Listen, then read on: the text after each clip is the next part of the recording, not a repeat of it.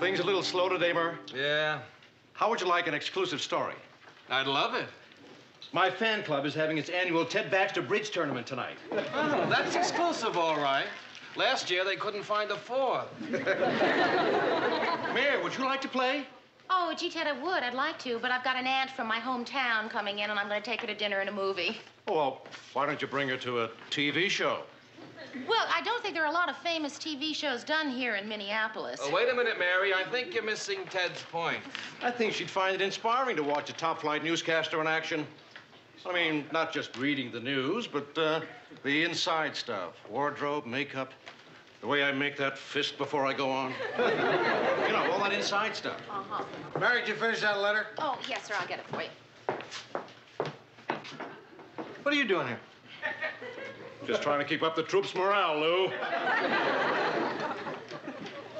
Does he really believe that? Incredible. Here it is, Mr. Grant. Oh, thanks. Fix me a drink, will you? Can't fix his own drink. I'm not a bartender. A bug suit.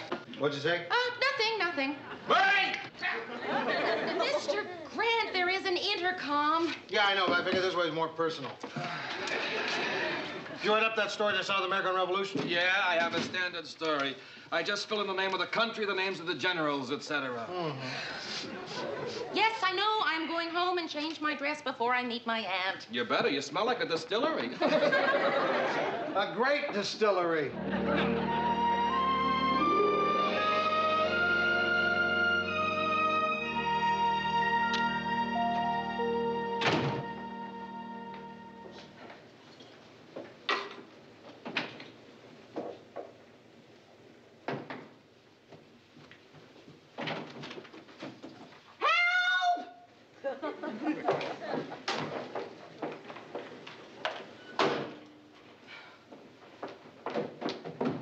Mary, did you just call for help? Yes! Well, what is it? What's the matter? My clothes! Oh, I see what you mean. You smell like you've been dancing with Dean Martin. No! Not these clothes, those clothes, my closet. Oh, is it safe? Yes. Mary? I heard you yell for help. I would have come sooner, but I had something in the oven. What's wrong? There's nothing in Mary's closet. There's nothing in Mary's closet. Where are your clothes? Gone. Everything in the closet is gone. Mary, call the police. You're right. I gotta call the police.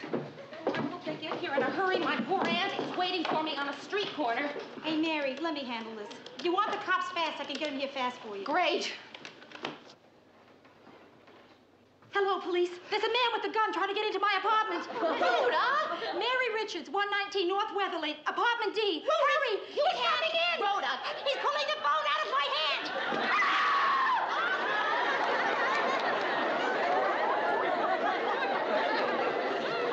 They should be here shortly. Rhoda, I don't think you should have done that. Oh, they don't mind. They get calls like that all day long. Oh, I can't tell you how creepy I feel to know that there was some stranger in here breathing heavily and pawing at my things with his hairy arms. How do you know he's got hairy arms? Oh, I just know. What did he take, Mary? Everything. All of my clothes. Everything. Even my brand new cape that I haven't finished paying for yet. Oh, Mary, well, it won't do any good to get angry with him. Criminals are misunderstood enough to begin with. Yeah. Well, stealing my cape is not going to help him in his quest for understanding. Especially if he wears it. Wait a minute. Whoever did it was drinking heavily at the time. That's Mary. And this is it. I haven't got a thing to wear. You know, that's probably the first time that a woman has ever said that, and it's really been true. Hey, I'll loan you something. Mary, you can borrow a dress from me. Oh, thank you. You are both so thoughtful. Yes, Rhoda, that's very thoughtful of you, dear, but Mary and I have the same taste. Good. Nothing. Oh, Mary, That is really rotten. Ow, poor Mary. It's all right. We're going to get some. Mary, it's it's nothing that can't be resolved. Don't hold the clothes in. Sure. It's going to be good to meet my aunt. You get a box. Oh, thank goodness. I told you. Where is he? Who? You made a phone call? I did not make the Who made the phone call? Well, Did you make the phone call? she dialed. Well, who lives here? She lives So, I uh, live downstairs. Would you She lives upstairs. Officers, listen, you can Sure. put the guns away because about the phone call, actually, we were just kidding about the gunman part. You were kidding about a gunman? Hey, fellas, let's look at the positive side. True, there's no gunman, but there was a robbery. If there was no gunman, why did you say there was a gunman? She wanted you to come quickly. What else you girls do for laughs? You turn in false alarms? Oh, that's me. Over here. I mean, I wasn't drinking it. I just, I spilled it on my person. Would you like to see the scene of the crime? Tully, see what's missing. It's right in here. Yeah, check. Officer, I'm Phyllis Lindstrom, and I'm aware that all over the country there is controversy concerning the police. I just want you to know that I have an open mind. That's nice. Jackson, there's certainly a lot missing in that closet. Oh? Can I have your name, please? Yes, sir. It's Mary Richards, and I am the Rob E. Victim. Rhoda Morgenstern. I'm her friend. Officer Tully. I'm Phyllis Lindstrom. I live downstairs. Nice to meet you. We met in the closet, yes. This is Officer Jackson. All right, if we're through with the introductions, would you girls like to sit down? I'd like to ask Miss Richards exactly what happened.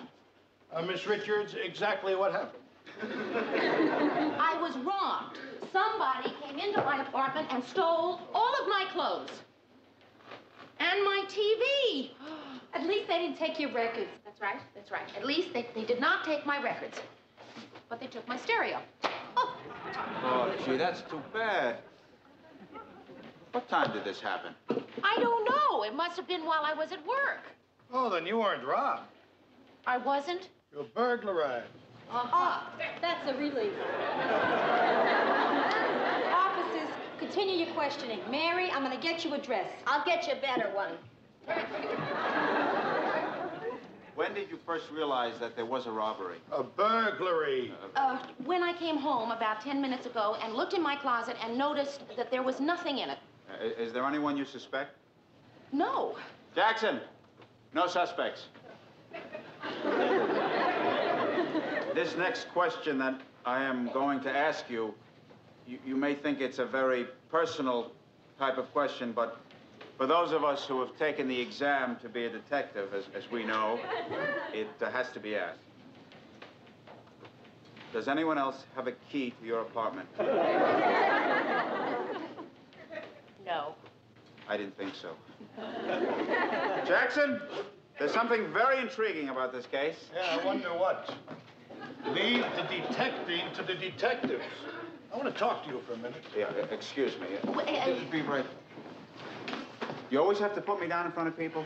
Only when you start acting like Ironside. You're acting like Ironsides. Officers, I do hate to seem to be rushing things, but I really have to get going. Just be a few more minutes. Jackson, why don't you check the window sash over there? Huh? Mary, here's a dress for you. It's brand new, never been worn. Oh, Phil. Here it is, ma'am. It has 10,000 miles on it, but it's just back from the cleaners. Try this one on. Oh, That's the brakes, Phil. Tully, come on. Wait a second. Would you wait a second? I want to see how she looks in it. Officer Tully, you know, Bess, that's my daughter. Oh, Officer Jackson should be here. He would appreciate this. Bess came home from school the other day and she said, the policeman is our friend. That's very nice. I'll tell Officer Jackson. You know what I said to Bess? I said, Bess, you are absolutely right. Gives you an idea of the fantastic conversations they have about. Well, one thing's good. Mary won't have to worry about being robbed again. Oh, that's not necessarily true. You see, many times they come back to the same place. Do me a favor. Don't tell Mary that. I heard. Is that true? Oh, you look terrific. That's a great color for you. Thank you. Is that true what you said, that they sometimes come back? Oh, seldom, very seldom. And if you need any help, just call and ask for 1636. All right, extension 1636. No, badge 1636. Badge. I don't have an extension. Oh. Nice meeting you, girls. Yeah, Tully. We'll have to do this again sometime. Thank you. I hope your aunt doesn't think that's a maternity dress. Hi, Mr. Grant. Yeah. Thank you for giving me the extra half hour. I think I got some really good dresses. Anything big happening around here? Nothing. The biggest story of the day is that somebody talked at the Paris peace talks. Boy, I never realized what a hassle being robbed could be. The man at the insurance agency acted as though he thought I did it. You settle a claim yet? Yeah, I signed yesterday and got the check today. For about 20% of what my clothes were worth. Well, at least they paid off quickly. Yes, and then they canceled my policy. That figures. They love you as long as you never have a claim. Hey, Mayor, did you buy some new clothes? Oh, yes. Oh, I bought a sport coat that color. Brings out my eyes. Which one, the blue or the pink? Start writing. Red China just signed a mutual defense pact with Albania. Albania? That's the capital of New York, isn't it?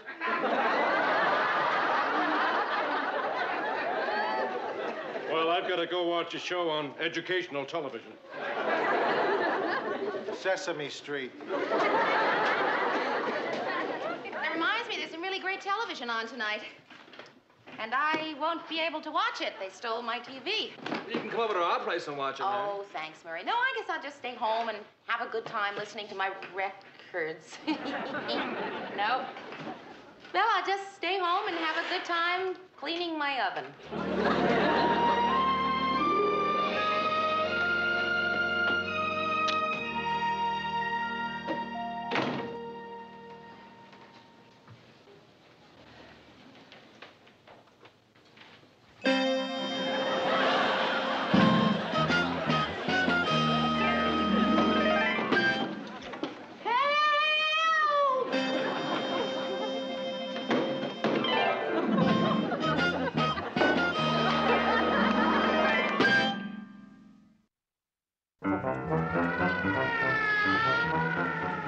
We'll get whoever did this, I promise you. That's what you said the first time. Look, being hysterical will not do you any good. Well, being calm didn't do me any good either. Everything will be all right. You coward. Well, need a list of what's missing. Everything. A pattern's beginning to emerge. Yes, the pattern is this guy keeps coming back and robbing me. Burglarizing. Oh, whatever you call it, when is he gonna stop? I think he's about finished. Well, you still have your lamp, your sofa, and that M thing. Hey, wait a minute, fellow. If this kid gets hit again, the Red Cross is going to have to come in with coffee and donuts. I saw the police car downstairs and I wondered what happened. Oh, Mary, your apartment. Oh, I know. you. It's your job to protect innocent citizens from things like this. Look at that poor girl. What kind of a police department do we have here anyway? We're doing our very best, Phyllis. Did you notice any strange people around here today? Just the usual.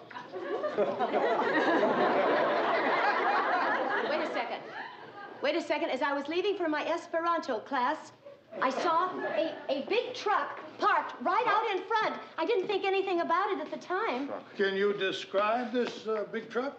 Yes, officer. It was a truck. Big.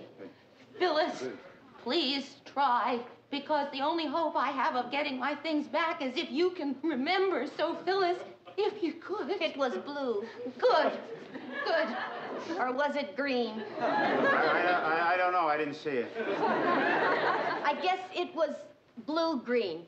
Sort of an off blue-green. Not unlike the color of my new hostess gown. Why don't you give them a swatch? Was there anything else you noticed besides the blue-green? And the license number. The license number? You wrote down the license number? That's terrific. Oh, no, I didn't write it down. I remembered it. You remembered all those numbers, all those letters? I just have one of those minds. She does. She has one of those minds. All right. What's the number? BB 7 77777. Good.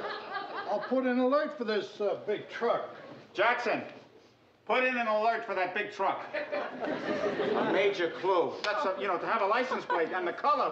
Great. We're really making headway. Officer Tully, I want to apologize for acting so emotionally before, and you're doing a great job. Thank you. Thank you. Well, when you're studying to be a detective, you kind of get a sixth sense for these things.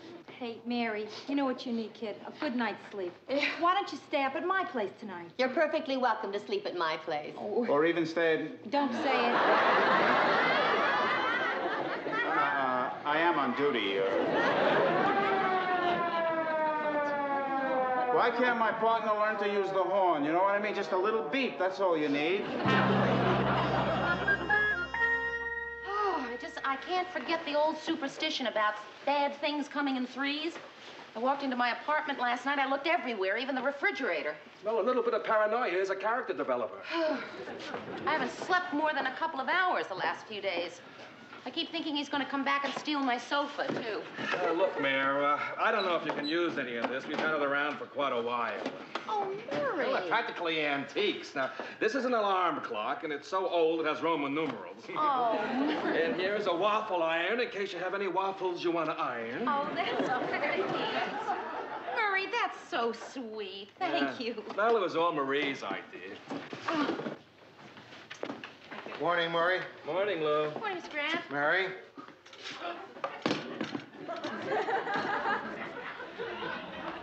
I don't like the coffee it makes. Maybe you will.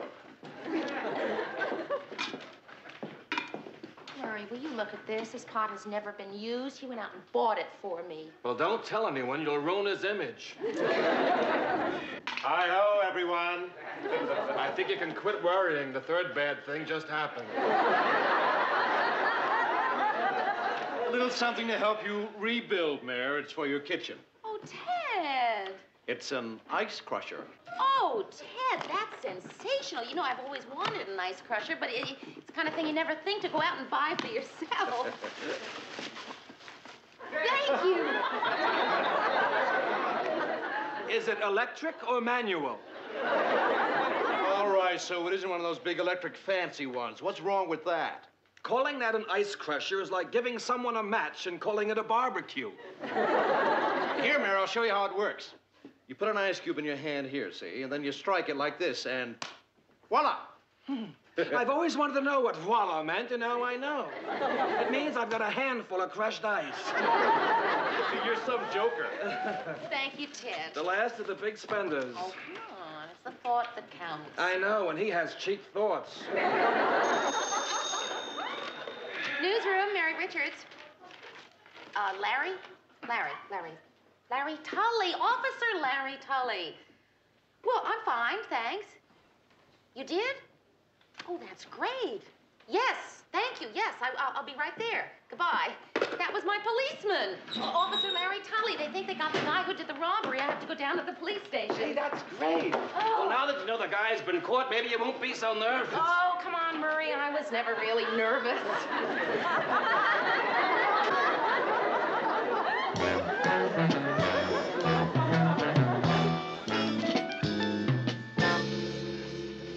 All right, let's see here. Richards, Mary Richards breaking and entering. Yes, that's me. Tully said if you got here before him to wait. Would you like a magazine? Oh, thank you very much.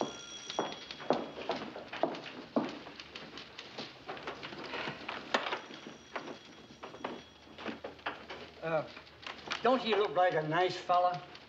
Wanted for murder, assault, and armed robbery. Triple threat. You just can't tell anything about anybody by looking at him. True. You know what I do every morning?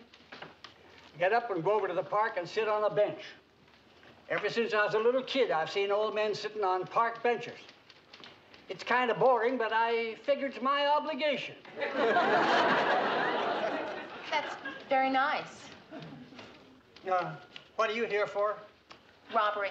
Really? No. No, I was robbed. Burglarized. That's bad. A lot of that going around. Especially in my apartment. Happened to me twice. I've been mugged 13 times. Well, you certainly don't look it. Oh, I guess I'm just mug prone. Of course, hanging around the park doesn't help.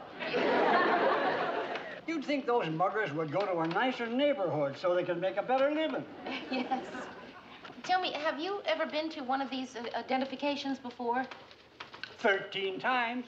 You just go in that room over there and they line the guys up. It's better than sitting on a park bench. Yeah. Well, I'm going to have a pretty difficult time identifying this man. How come? I've never seen him before. That'll make it tough, all right. Hi. Hi. Oh, hi, Jerry. Hi. Well, what do you think? How do you like it? What? Oh, congratulations. You made detective. No, it's just a new suit. Oh. Well, you certainly should be a detective. Thank you. Do I have to see the burglar? No. Oh, good. One thing. Did he have hairy arms? Yes. I knew it. No, we just want you to identify some of your things. You got my things back? Well, we think so. How did you do it? That's terrific. Well, Jackson and I had just come on duty, and we were cruising when we spotted the truck. And you recognized it from Phyllis's description? No, they had changed the license plate, but there was still something suspicious about it. They were trying to make people think they were one of those charity groups. Well, that certainly was pretty tricky of them, wasn't Well, it? it would have been, except for the name they had printed on the truck. The Salvation Navy. Stupid people. Well, I think you did a wonderful job. Thank you. You know, this man is a wonderful policeman. He really should be made detective. Yeah, I'll see what I can do. He's the same rank as I am. Forget and get the receipts for everything she takes. Right. My TV set. Your alleged TV set. And my alleged clothes. Oh, great. The rest of the stuff is down at the warehouse. Oh. Hello, Miss Richards. Oh, hello, Officer Jackson. Did Officer Tully tell you you'll have to leave one of your dresses for evidence? No. Oh, yes. Oh. Well, here. No, that's my favorite. I want to wear that tomorrow. All right, take this one. You know, I like that one. Do you like Yes, that? it's nice. Yeah.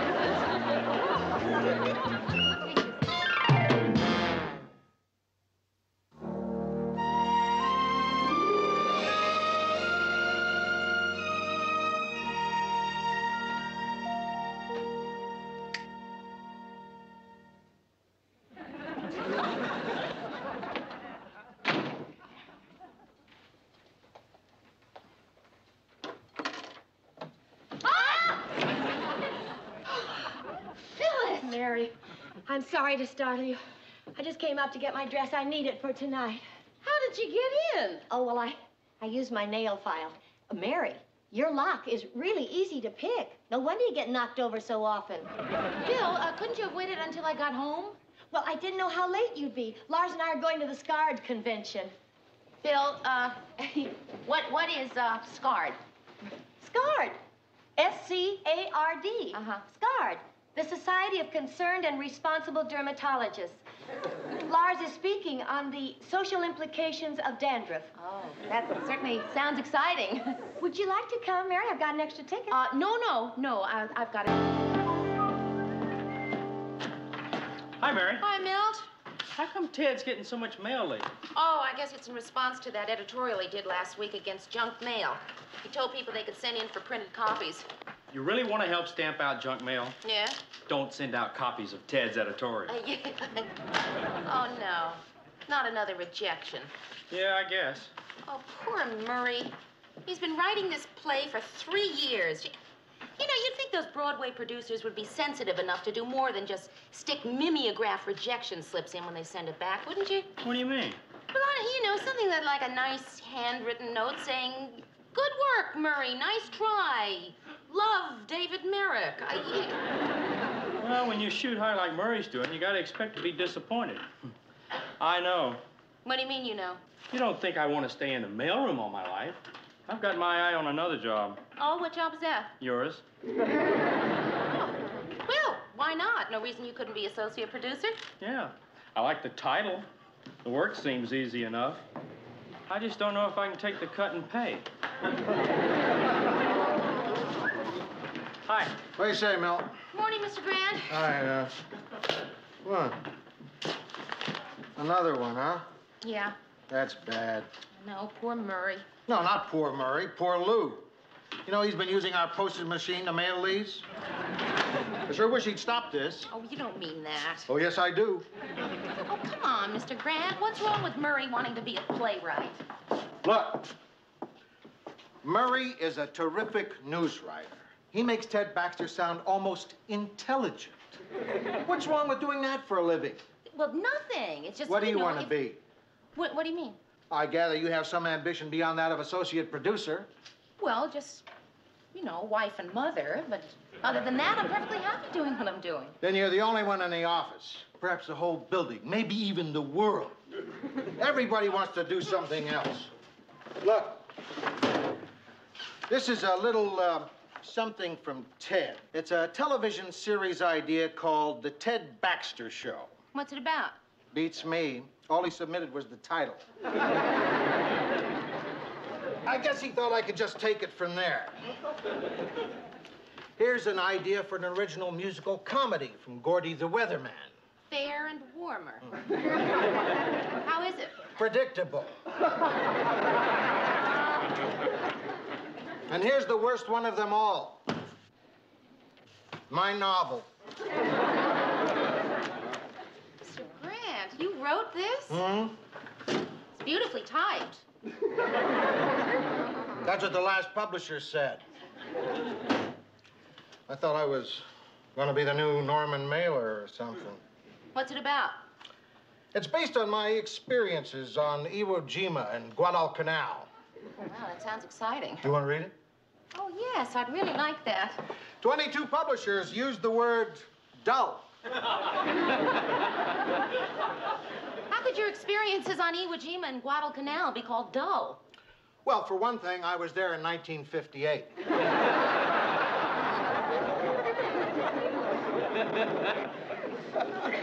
Morning, Mary. Oh, hi, Murray. Listen, I just made some fresh coffee over there. Why don't you go have a cup? Do you know, Murray, we never see enough of each other. How's Marie and all? She's, what, 7 months along now. Why don't you come over to the house for dinner? Say, Thursday? Where is it? On your desk. Oh, boy. Oh, come on, Murray. Listen, you know how many times Noel Coward's first play was turned down before it was finally produced? How many? I don't know, but I'll bet it was lots of times. Not this many. Murray, why do you want to do that? Well, it just seemed like the appropriate thing to do. That's where it belongs. It does not belong there. I happen to like your play. Well, then I'm glad they sent it back. You can read it again. I'll tell you one thing. That is the thickest rejection letter I've ever gotten. Murray. Go ahead. No, don't go ahead. I know them by heart. Our schedule is full, or unfortunately, we are not in the market for any new productions at this time. How about, and we are delighted to do your play. Yeah, that one too. What? And we're delighted to do your play. We plan to go into rehearsal within the next few weeks. Enclosed are the standard Dramatists Guild contracts for your signature. The Twin Cities Playhouse is proud to have a play of this caliber by a promising new local playwright as part of our 17th season. Wait a minute. I don't remember submitting my play to the Twin Cities Playhouse. Are you sure? Yeah. Well, how do you suppose they got it? Hi, guys. Hi. Say, Murray, I just read this item I think we should use. It's about a man who went on television to make a plea to send turkeys to convicts. For pets or for dinner? I don't know. I think it was in Arkansas. Yeah, I think they're doing the same thing in Arkansas, too. How do you like that? It's spreading from state to state. Speaking of turkeys, Ted, last year when you acted in that production of The Man Who Came to Dinner, what was the name of that theater group? The Twin Cities Playhouse. I'm their resident star. I'm the only really big name they've got. Ted, did you know that they're going to do Murray's play? Oh, are they good? I was hoping they might. I submitted it to them. Where did you get your hands on it? Well, in the mailroom. I accidentally came across it when I was going through my fan mail. I was halfway through it before I realized it was your play. You read the whole script? Well, most of it. I'm surprised it held your interest that long. Doesn't have any pictures. Come on. The point is, Ted submitted it, and they're going to do it, and that's the important thing. Oh, it's important to me, too, Mary. You see, I'll undoubtedly play the lead. If you like some tickets, Mary, I might arrange it for you. Maybe he won't be too bad.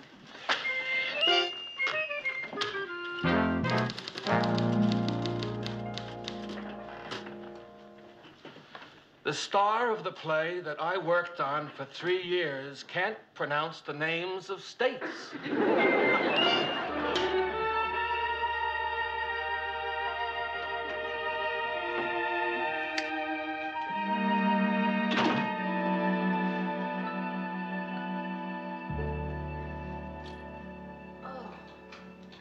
Mary? Mary, you in there? Yeah, come on in, Rhoda. Mary, I haven't seen you all week. Where have you been? Why'd you call me? Do you care that I was worried sick about you? Wait, don't answer. I left home because of questions like that. Okay, I won't answer. Good. So, where have you been? Tonight, for example. I was, at the theater. They don't dress up much for that anymore, do they? What'd you see? Well, I didn't exactly see anything. Bad seats? No. Oh, Rhoda, if I tell you, you'll make a whole big deal out of it. I'll make a whole big deal out of it if you don't tell me. That's true. Well, I'm in, sort of a play. Oh. And I didn't tell you because I knew if I did, you'd start putting it down. Why would I do that? Because you're very, competitive? Well, yeah. You're wrong. I'm very pleased you got a big part in a play. Terrific. So what did you have to do to get it?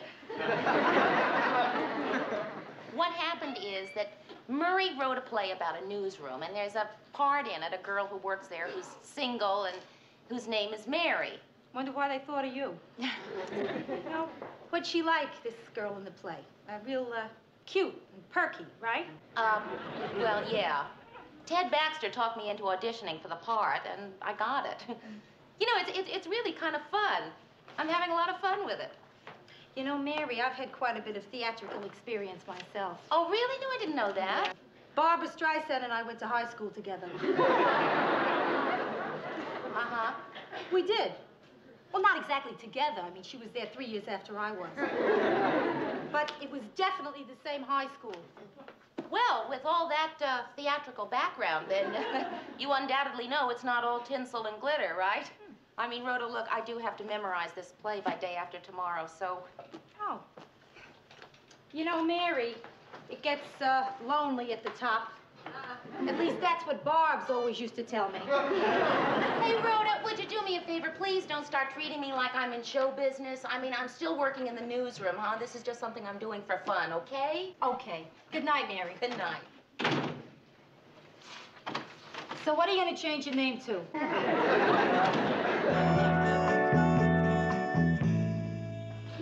Good morning, Mary. Hi, Murray. I thought rehearsal went pretty well last night, didn't you? Well, it's coming along, except for Ted. You know, you're really very good. You've got a real flair for comedy. Oh, thanks. I had a little stage experience in college. No, like what? I was a homecoming princess. That's terrific training, all right. Yeah.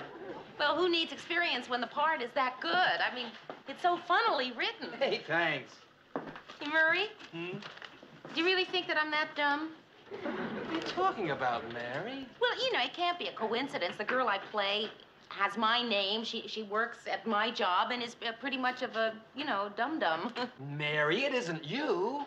Sure, the character is somewhat like you in some ways, but I made that stuff up about her being a dum-dum for the sake of the comedy. Now, look, I'm a writer. Some of it is like you, and some of it isn't. Well, what about the part about her being attractive? That was based on you. Yeah. Thank you. Murray, I took the liberty of reading your script last night, and it's very good. Well, thank you, Lou. Very good. However, I'm a little confused about the character who's the head of the newsroom. Believe he's called Lou. Every time he speaks, he seems to be yelling or shouting. Does somebody around here named Lou do that? Mr. Grand, Murray is a writer. Some of it is like you, and some of it isn't. Oh, I see. I was certain that was it. I was also fairly certain that in your rewrite you changed the name of that character. You know, I intended to do that. I thought you might. Thank you. Oh, Murr. I'm having a little disagreement with the director. He refuses to put up applause signs. Ted, I don't think they have applause signs in the theater. Well, then how do the people know when to laugh or applaud? In your case, it might be a problem. One other thing, Murr, I think the script needs a little pinching up. You mean punching up? And who said it needs punching up? Well, my lines are a little weak. I mean, everybody's getting laughs but me. Work on it, will you, Murr? I've got to have it all put on cue cards pretty soon. If there is nothing else, I have work to How about do, my Ted. part, Murr? The anchor man? I'm sure it'd be easy to punch it up a little. I mean, it's so rich with material. Actually, it was the hardest part to write. Oh, why's that? Because, Ted, basically, I consider anchormen to be colorless and dull. Many of them are. Work on it anyway, will you, Murr?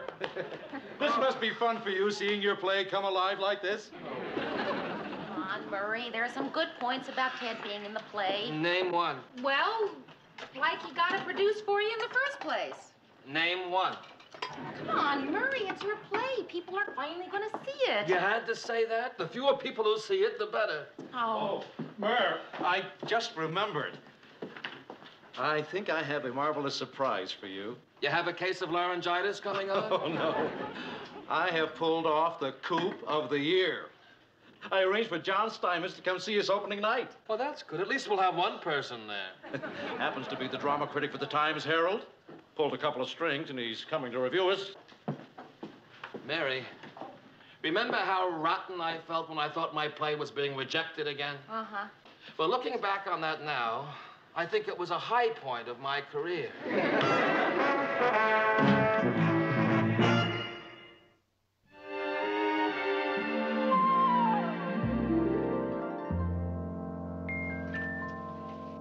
Believe me, Mary, I'm not putting you on. You were really good.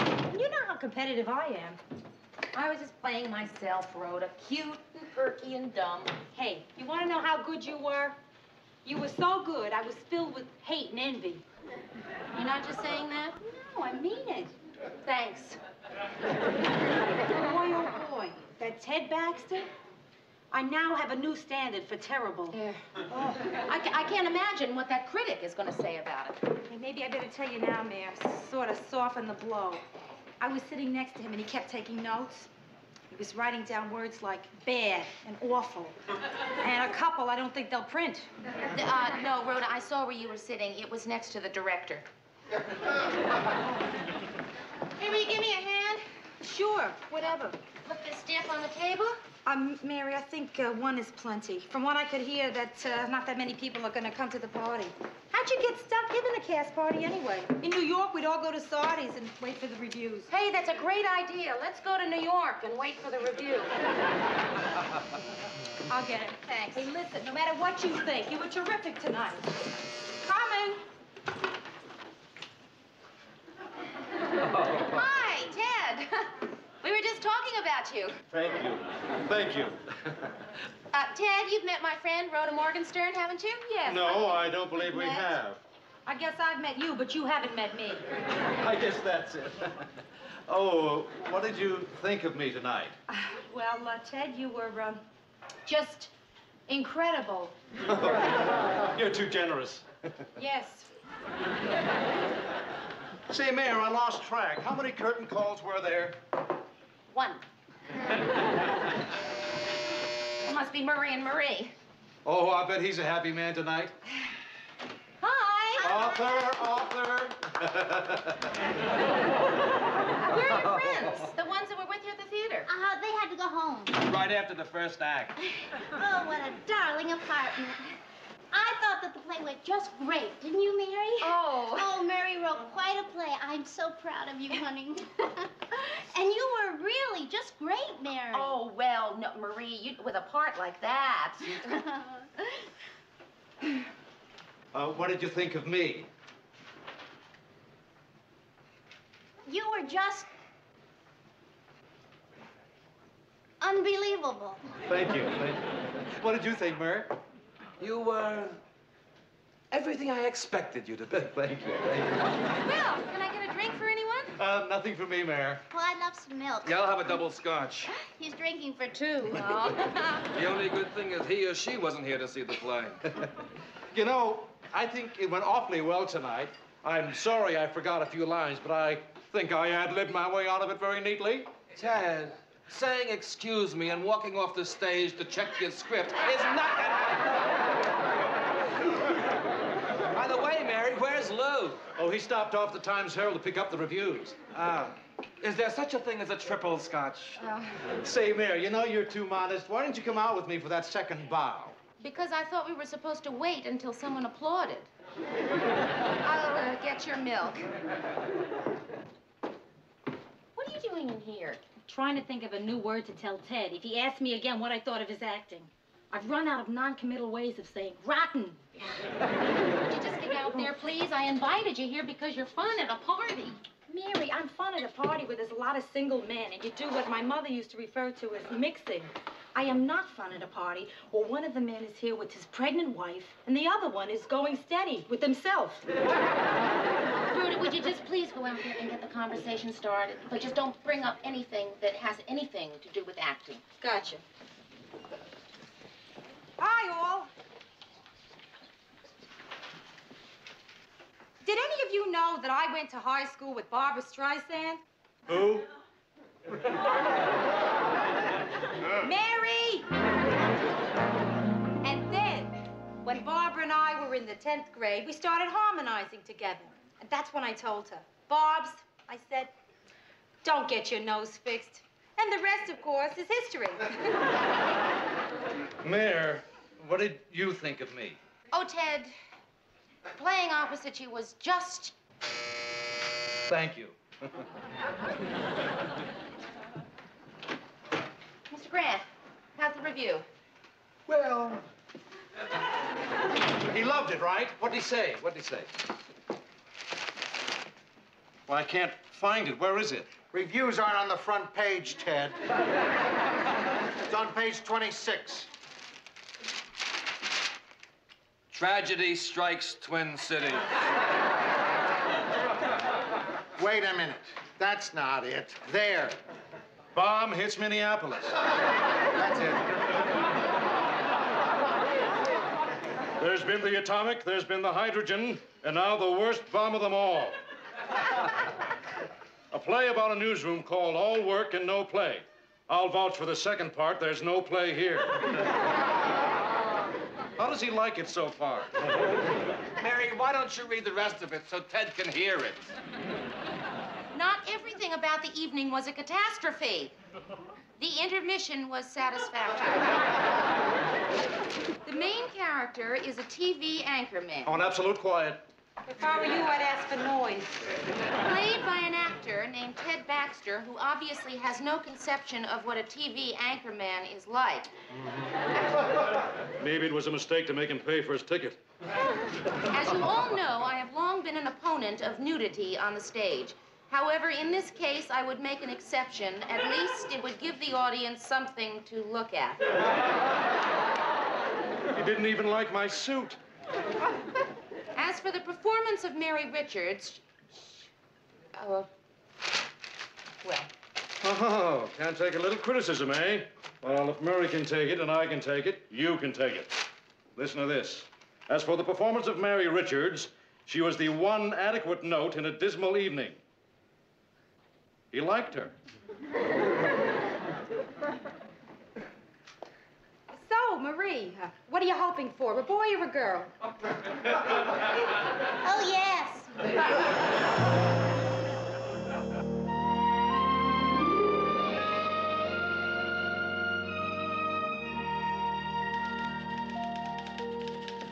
Morning, Murray. Hi. What's the matter? What's the matter? Nothing's the matter. Everything's great. I'm an ex-playwright, okay? Or as John Steinmetz so aptly put it, a play wrong. It's a good play, Murray. John Steinmetz didn't think so. So he's only one person. But he told $500,000. That doesn't mean they'll all believe it. No? My sister already canceled the tickets for tonight. Murray, I can't believe that you're going to let one man's opinion really get to you like this. I mean, you have to trust yourself. You must know your play is good, even if the production was lousy. A writer has to know these things. Like, I wrote a book, and I don't care what anyone says. I know my book is rotten. Lou, I don't want to discuss last night anymore. I'm a lucky guy. I enjoy this crummy job. What's so bad about being a no-talent failure? Oh. Good morning, everybody. See how beautiful being called adequate is? Murray, if what I have here doesn't make you feel better, then nothing will. I don't think Norman Vincent Peale's going to do it for me today, thanks. These are books of play reviews, including some of John Steinmetz's more memorable criticisms when he was reviewing plays in New York. Mary, what are you doing? Would you just listen, please? In my time, I have been to some funerals and even a couple of wakes. But last night was a first for me. I watched an actual death, a happy little number that should take a hint and expire quickly. Death of a salesman. Nope, it's right there. Listen to this little beauty. If you love George Bernard Shaw coupled with great music, I suggest you put Mozart on your phonograph and read Pygmalion. But don't go to see an abomination called My Fair Lady. Lou, he hated My Fair Lady. He hates everything. Wait till I read you what he said about Richard Burton's Hamlet. He didn't like Burton? He didn't like the play. Murray, John Steinmetz hasn't liked one major Broadway hit in the 10 years he's been reviewing plays. He hates everything. What did I tell you, Murray? But I wanted to be the first thing he liked. Oh, Murray, the point is he has been wrong every time. I wonder, does that mean that I wasn't even adequate?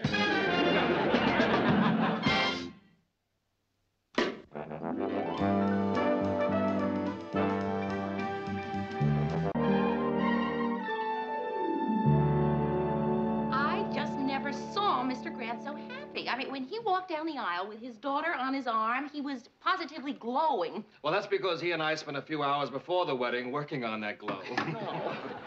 Gee, I don't know what it is about weddings. Everybody is so happy and filled with love. Even the weather was lovely. Oh, it had to be. I predicted rain. Hey, Lou. Hey. Congratulations. What a terrific wedding. Oh, yeah. It was. We were just talking about it. Coffee? Oh, I love it. Thank you. Yeah, it was a terrific wedding, wasn't it? Even the kids had a really good time. Too bad they had to leave so early. Oh, did they? I didn't see them leave. Yeah, I remember after the ceremony when they walked back up the aisle. Yeah? They just kept right on going, right in their car. We got outside just in time to throw rice at their skid marks. Who needs a bride and groom for a great wedding, huh? And it was a great wedding. Yeah. You know, that woman, my wife, raised 3 daughters from scratch.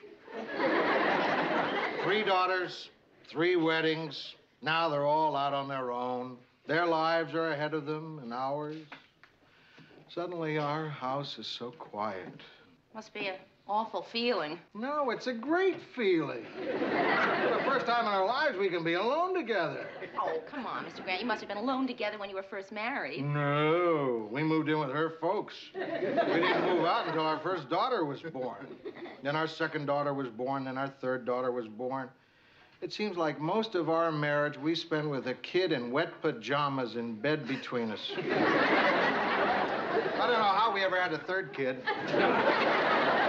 Hey, wait to see what I got here. Guess what this is? It looks like one of those artificial logs. It's one of those artificial logs. Well, that was my next guess. Tonight I'm going to go home early. I'm going to put the chain on the lock. Soft music on the FM. And light my log. All right.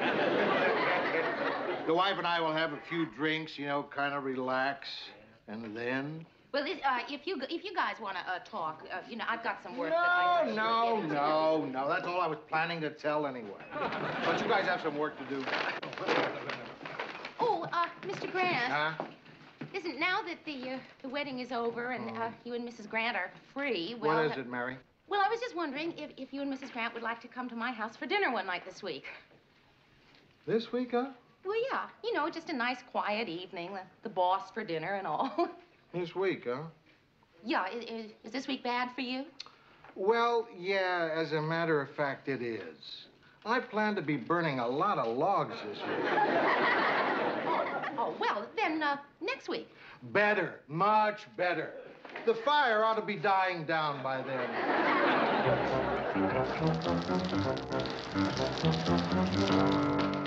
Hey, everybody. Hi, Gordy. Great day, isn't it? Well, if you call a driving rainstorm with occasional hail a great day. Oh, you don't understand. When a weatherman predicts showers and gets a rainstorm like this, it's like hitting a home run with the bases loaded.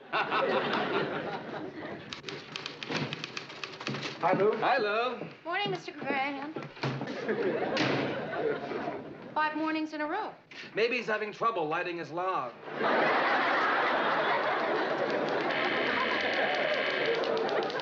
Yes, Mr. Grant? Mary, come in here. Yes, I'll be right there, sir. Good luck. Mister?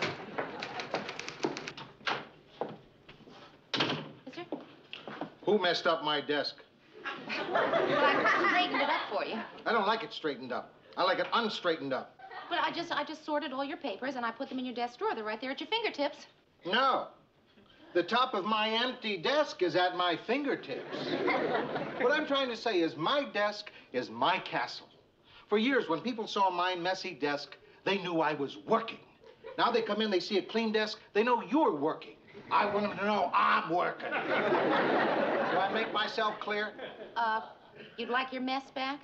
Very much. I think this pile was here.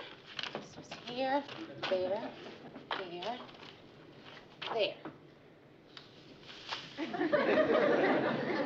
Anything else? No, that's about it for now. Oh, Mr. Grant, about a week ago, I asked if you and Mrs. Grant would like to come to my house for dinner. Yes? Well, it's been about a week, and was wondering if you'd like to come over tomorrow night. No, I don't think so. Oh. Well, you see, tomorrow night's not too good. Oh,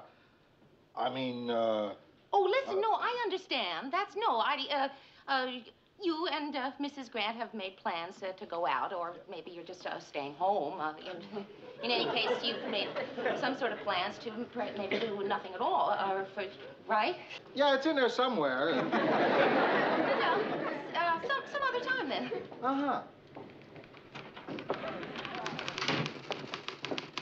Rhoda called. She wants you to pick her up after work. Sure, everybody always wants you to pick them up after work. Huh?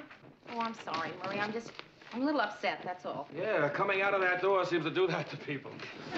Murray, when you and your wife came to my house for dinner, you had a good time, didn't you? We had a great time. You're a terrific cook. No, I'm a terrific cook. Now, look, Mary, the reason Marie and I haven't invited you for dinner is Murray, because... no, I wasn't. No, Mary, we want to. Murray, no. Mary! Murray, I don't want to come to your house for dinner. Oh. What I'm trying to say... Murr, if you're having trouble getting people to come to your house for dinner, I'd love to. When is it? Murray, look, I don't know how the subject got around to your house for dinner, but what I was talking about was the Grants refusing to come to my house for dinner. Oh, then it's at your place. Oh, Ted, there is no dinner. It's been canceled. Oh, that's too bad. I was looking forward to it. Maybe Mr. Grant just doesn't believe in socializing with the people he works with. Well, I don't think that's it. I mean, when Marie and I had the Grants for dinner, we had... You had them, for dinner? Well, only 3 or 4 times. Three or... But you're right, Mary. They didn't enjoy it. Well, they certainly enjoyed it at my place. You had them, too? Oh, yes. And I really put out a great gourmet spread, and boy, did they eat it up. You know there wasn't one piece of chicken left in that bucket? Well, it seems that everybody here has had the Grants to dinner, except me. Now, look, Mary, Lou is the kind of guy that goes to a lot of banquets and dinners. He was probably busy for the night you asked him for. You think so? Sure. Why don't you pick another night when he's free? I will.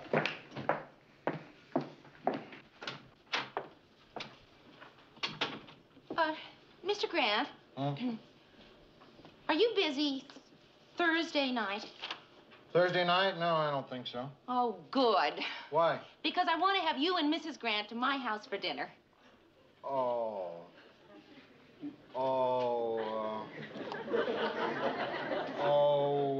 I just remembered, Mary, I'm sorry, but we are kind of busy on Thursday night. Well, that's okay, because I just remembered that I'm kind of busy on Thursday night, too.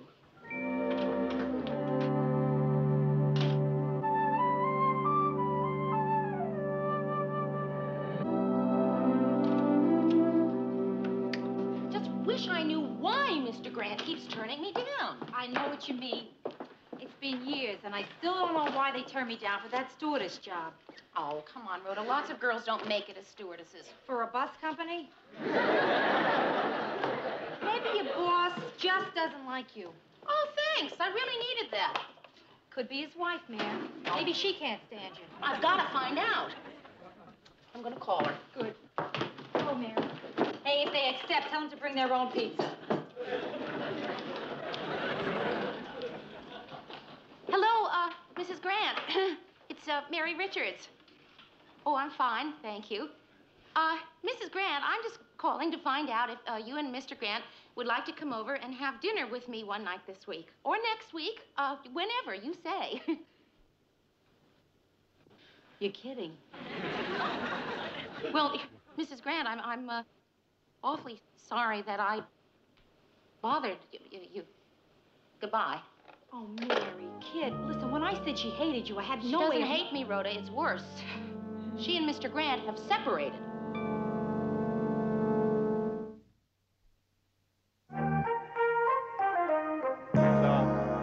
This old Italian fisherman was walking down the road. This is really a great story. It's just funny. And this car goes by, and this little boy sticks his head out the window and says, "Hey, old fisherman!" and the old fisherman says, "Hey, that's no way to talk to a fisherman, huh?" And then the boy says, no, wait. The father of the boy says, oh, heck, what did he say? Hey. Oh, don't tell me. Oh, this is gonna be one of those big jokes. I can tell. Hi, Mary. No, wait a minute. I know the punchline. I just have to get all that stuff up front. Is Mr. Grant in? Not yet. I guess I'll just ask Chuckles the clown. Gee, he got such a big laugh this morning when he told it on his show. Chuckles gets laughs no matter what joke he tells. When he gets to the punchline, his nose lights up and his pants fall down. Mary, what's wrong? Oh, nothing. I'm just a little depressed, that's all. It's nothing. Hi, Lou. Morning, Murray. Mary, would you please get Mrs. Grant on the phone for me? Oh, yes, sir. I'd be delighted to get Mrs. Grant on the phone for you. I'll have to remember that the next time I get depressed. Just get Mrs. Grant on the phone. Hello, Mrs. Grant. Good morning. Hi, Mr. Grant's calling. One moment, please. Mr. Grant, good morning. Hi, Mrs. Grant on two.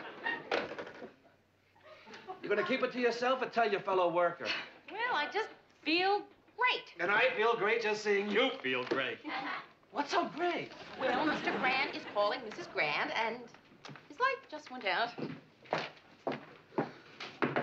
Come in. Mr. Grant, can I get your signature on these? What are you so happy about? Well, Mr. Grant, look, I know that I'm not supposed to know, but, well, now that you and Mrs. Grant are back together again, I know, and I am very, very happy. And you're also very, very wrong. Wrong? Very, very. Well, I just assumed that when you called Mrs. Grant... Mary, the reason I called Mrs. Grant was because I had all these dirty shirts. I asked her if she'd still do them for me. She said she'd just as soon not. Mr. Grant, I'm very sorry that you're separated. I'm not. I look at a separation like I look at two boxers who are going to their corners between rounds. That doesn't mean the fight is over, Mary. It just means they're resting. So, last week when you went home to your wife with your log, you just seemed so... Look, this is none of my business. No. Please sit. I'm glad you brought this up. You see, Mary, you're about the only person whose opinion I value around here. Well, thank you, Mr. Grant. I do try to... Because I know you won't do anything stupid like try to give me advice or comment in any way whatsoever. Oh. When I went home early last week, I was really looking forward to being alone with my wife. When I got there, I was alone, all right. No wife. Where was she? Enrolling at the University of Minnesota. My wife's a co-ed. Well, Mr. Grant, she was probably looking for a way to fill her days. Mary, what I think you just said is a comment. Right. Sorry. It's just that it's very hard not to comment when you care. Do you know what it's like to come home and find a 43-year-old woman doing homework? She doesn't study all the time. No, the rest of the time she sleeps. You get very tired when you're doing homework, you know. Finally, it got so bad, I had to lay down the law. I said, Edie, if you don't quit school right now, I am walking. And just to give it a little more emphasis, I started walking toward the door. I figured she'd call my name and that'd be it. But I didn't hear my name. So I started walking slower and slower. The next thing I knew, I was in St. Paul. Where are you staying? A hotel. How's Mrs. Grant doing? Oh, B's and C's.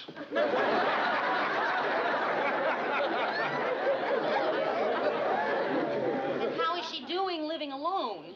She doesn't seem to mind it. Her schoolwork takes up most of her time. I'd heard about this change of life thing, but I never thought it would be mine.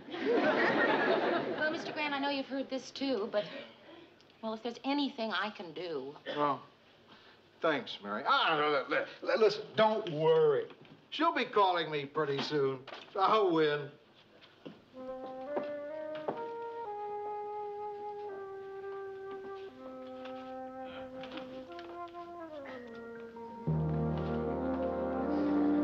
That's a new way to talk to a fisherman, huh? And then the father of the boy says, and I wrote it down so I'd get it right. The father of the boy says, yeah, but that's a great way to talk to a... Can you make that last word up?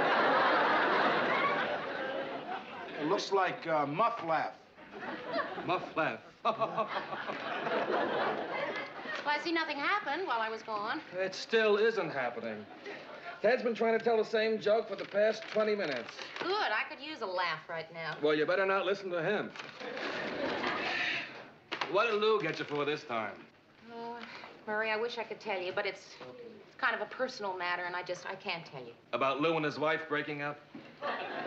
When did you find out? Lou called me the night it happened. Talking about the Grants, huh? Too bad. Say, can you make this word out, Murray? Ted, you knew, too. Well, sure. We all know. I guess you're the last to find out. But don't feel bad, Mary. I mean, it's something guys tell guys. It's not the kind of thing a woman can help you with. Mary. Yes, Mr. Grant. It just occurred to me that I could use a little female advice. I mean, you're a woman, and I'd really like to hear what you have to say about all this. Well, I'd be glad to, Mr. Grant. Yes, glad to. Well, what about tonight? We go downstairs and have a cocktail. Oh, that would be great. Fine. Yes, I'd like that very much. Oh.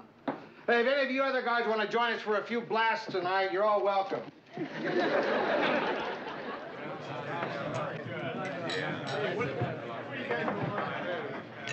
Bourbon 7.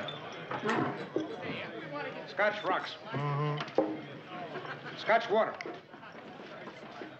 Creme de menthe frappé for the lady. Oh, no, that's for him.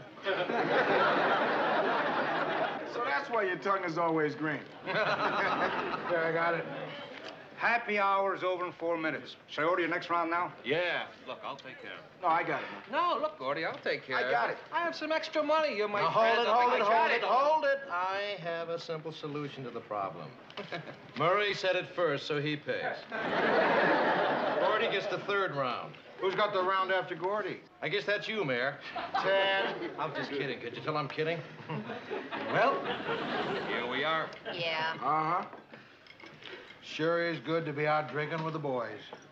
Yeah, it's healthy to get away from our wives once in a while. I'll drink to that. Amen. Say, Gordy, what did the twins do last night? Oh, it was too much. They were falling all over themselves. Gordy, I didn't know you had twins. No, Mary.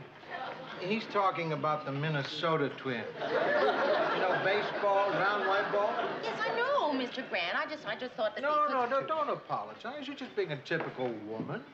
You give a woman a big, thick newspaper, she always picks out the sports page to put under the dog food dish. My old lady does the same kind of thing. As soon as she hears a kickoff on television, that's when she turns on the vacuum cleaner. That's another one. My old lady used to do the same thing. That's why I moved out. What are you talking about? You've never been married. Well, it's just as hard living with a mother as it is with a wife. Oh, a real old lady. Imagine my wife wanting to improve herself by going back to school. And at her age, she doesn't want to be a housewife anymore. So what's she taking in college?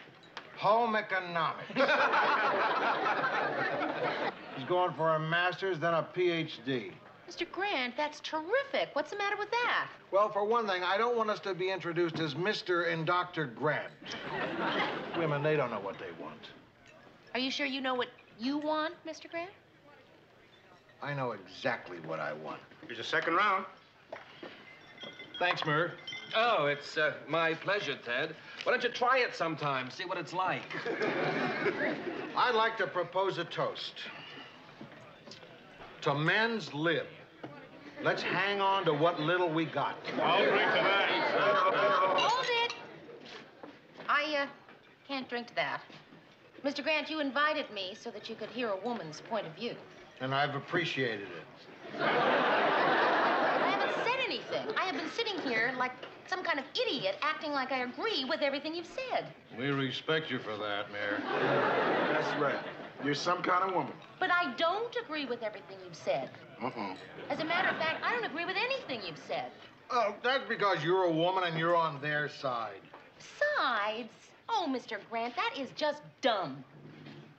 And that was an unfortunate choice of words. I mean, you're sitting here and your wife is sitting at home and you're both miserable.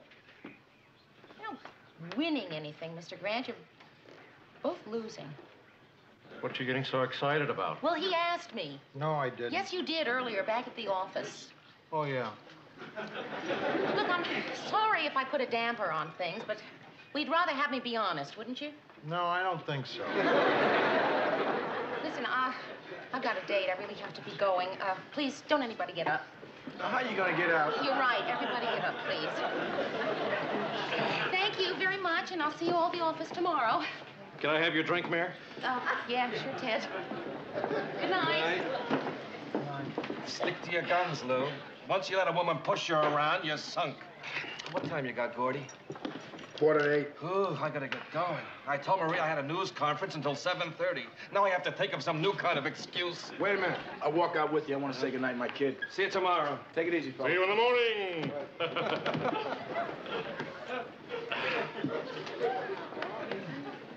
Well, I suppose you have to get somewhere, too. Oh, no, Lou. We can stay out as late as you want. Say, Lou, I got a great idea. There's this new club we could go to across town. I understand it's a pretty risky show. No, I don't think so, Ted. Hey, Ted, you got a dime? Oh, is it my turn to leave a tip? No, I gotta make a phone call. Oh, sure, Lou. Thanks.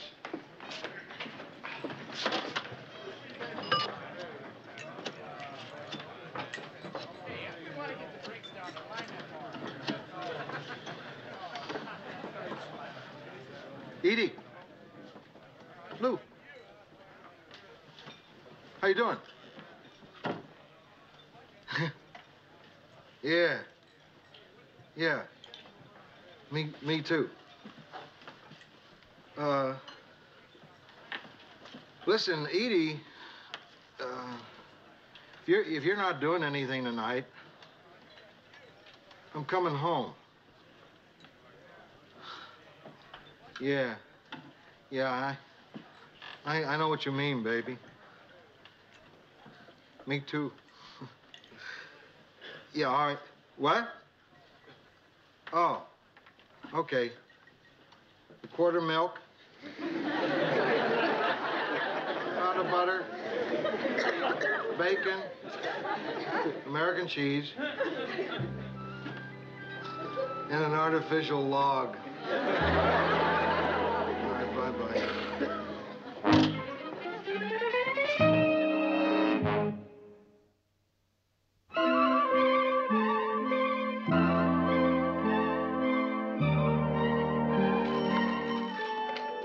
Newsroom.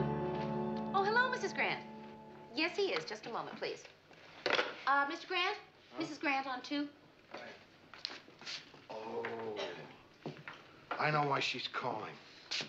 Remember inviting Mrs. Grant and me for dinner? Of course I do. When would you like to come? Tuesday, Wednesday, you name it. We can't make it. Oh, But she would like you to come to our place for dinner tonight. tonight. Oh, well, thank you.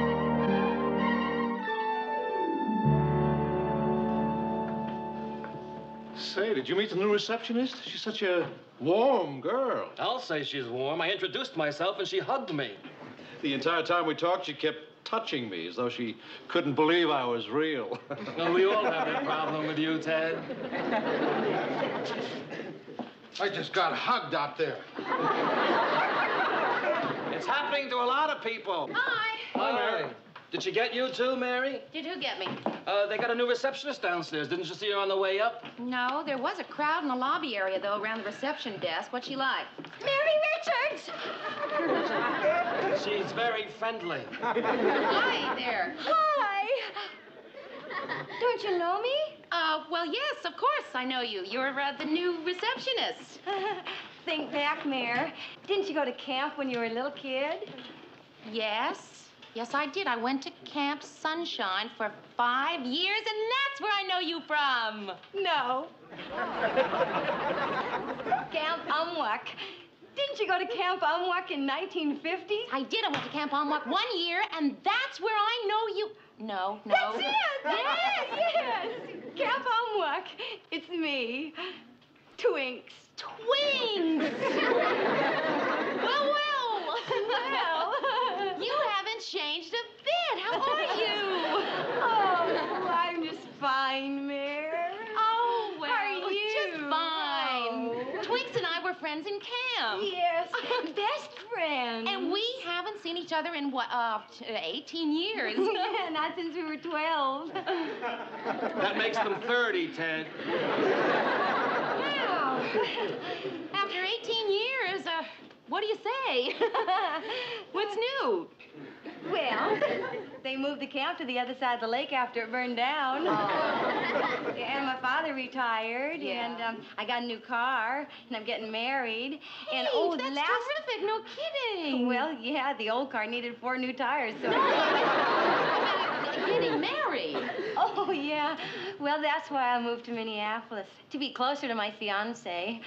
Oh, Mayor, isn't this something? Us working at the same place. It really is. Oh, Mayor, tell me what's new with you. Well, I moved here, Mary, don't you have some work to do? Yes, sir. Sorry, I really have to get to work. Yeah, me too. How about dinner tonight? Fine. Oh, I have so much to tell you about the kids at camp. You still keep up with some of them, do you?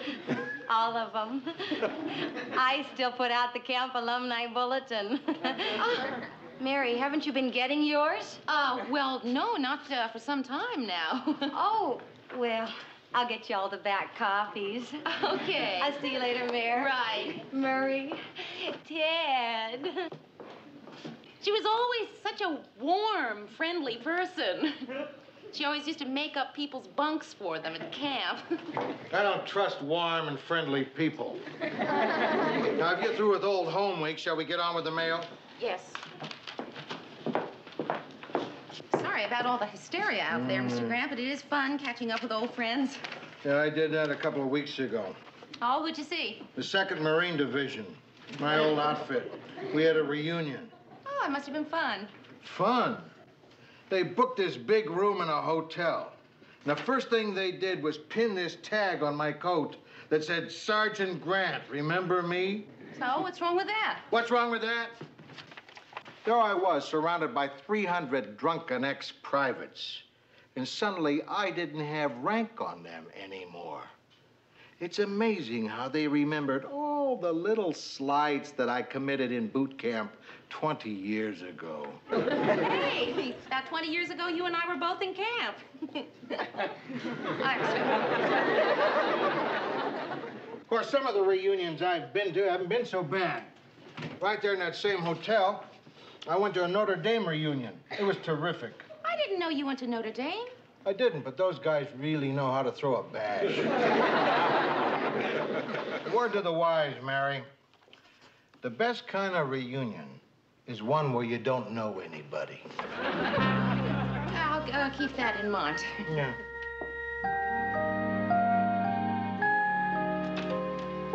Remember cute little Archie, Mary? Uh-huh. Oh, I'm so glad I brought the camp scrapbook. It's nice to point out the people as I tell you about them. Well, gee, Twigs, you know, all we've talked about all night long is camp. I'd love to hear about your life now, you know, or even college. Anything as recent as high school, even. Okay, sure, I understand, Mayor. Hey, look what you wrote here. Too good to be 4-got-10. You wrote it with the numbers. Wasn't that clever of me? Oh, you always were such a kick. Excuse me. You know, Mary, you haven't changed a bit. Your apartment is still as neat as your tent used to be. Thank you. Hi, kid. I got the brochures from the travel agency. Now, they have this trip to Hawaii that looks Hi. Oh, I'm sorry. I didn't know you had company. No. Oh, I'm not company. I'm Twinks. Twinks? Rhoda Morgenstern, Twinks McFarlane. Twinks. We know each other from Amwak. Amwak. You know, Camp Amwak. Twinks just got a job at the station. She's the new receptionist. Receptionist. Ah, well, that's the word I know. You two must have a great deal to talk over, so I'll come back with this tomorrow. No, don't go. I mean, stay. Oh, okay. Yes, stay. I'd love to look at your brochures. Rhoda and I are just trying to figure out where we might spend our vacation. Hawaii. Oh, how fun. When? Maybe I can get some time off and go, too. Well, actually, Twinks, we're not sure that I can even get the time off. I mean, you know how busy things are at the station. Yes. Well, then maybe Rhoda and I can go alone. Rhoda, would you believe that it's been, 18 years since Twinks and I saw each other? Marvelous. You're not from here, are you, Rhoda? What do you mean? Well, I can just tell by the way you talk. You're right. I'm from England. Oh, don't you just love Minneapolis? I just love everyone I've met here. Listen, I gotta go. Nice meeting you, Twinks. I'll see you tomorrow. Oh, I gotta run, too. I'm running late as usual. My fiancé will kill me. He says since I've been here, I've spent so much time with all my new friends that I hardly see him at all. I'll get your coat. I'll help you. Oh, Mary, it was so much fun tonight. How about lunch tomorrow? Well, tomorrow, I know that I'm doing something. I just, can't think what it is. Has that ever happened to you, Rhoda? No, never. Well, that's okay. I'll pencil you in for Thursday, then. Then we can make plans for the weekend later. Oh, Rhoda. I'm on a big diet. I don't eat all week. and I fast on weekends. Oh, that's all right. I'm sure we can find something non-fattening to do, like window shopping. I know we'll have lots in common. Bye, Mare. Bye, Twinks. Bye, Rhoda. Goodbye. Twinks, huh? Uh-huh. What? I just figured out what Twinks must be short for. Tiddlywinks. What a night. You just can't imagine. I had to be there, huh? And unfortunately, I was. Well, you met her, and you know what old camp stories are like. How would I know about camp? Oh, come on. You must have gone to camp. No. Actually, I did go one summer to a day camp in the Bronx. Camp Edelman. Camp Edelman? Yeah. I was 12 years old before I knew Edelman wasn't an Indian name. It was from 1 to 3 in the afternoon. You got there and you made some ceramic monstrosity in arts and crafts. Then you drank warm orange drink from a carton. Then you went home. You don't know what a deprived childhood is until you've sung campfire songs on the subway. Too good to be. I was 12 years old. Well, I guess we talked about camp enough for one night. Oh, that's all right. Listen, we didn't just talk about camp. You think that's all we talked about? Talked about other things. Yeah? Talked about her fiancé. Oh, what's he do? He's a counselor. Marriage? Camp.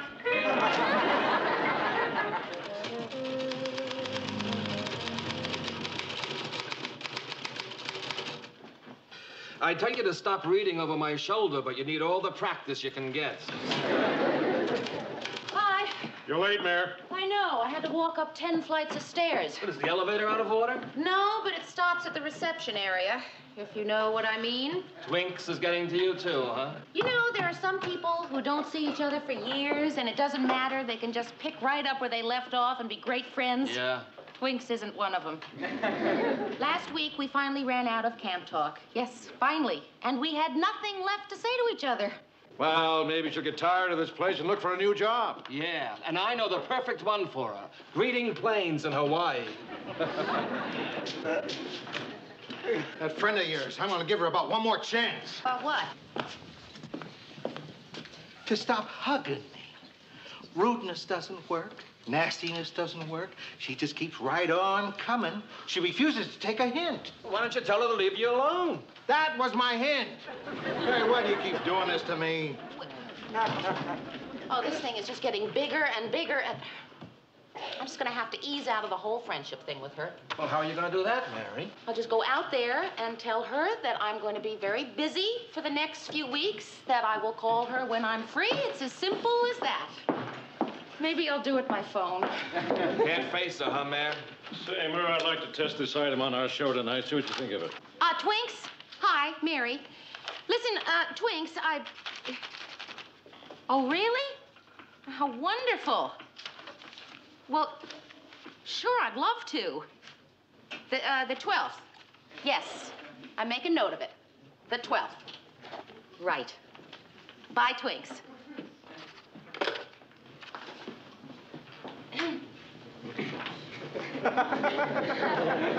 Come on. You said the 12th. What's the 12th? The 12th is a date in the calendar. Well, even Ted knows that. Come on, what's happening on the 12th? Twinks is getting married on the 12th. But hey, I don't understand what's wrong. That's good news.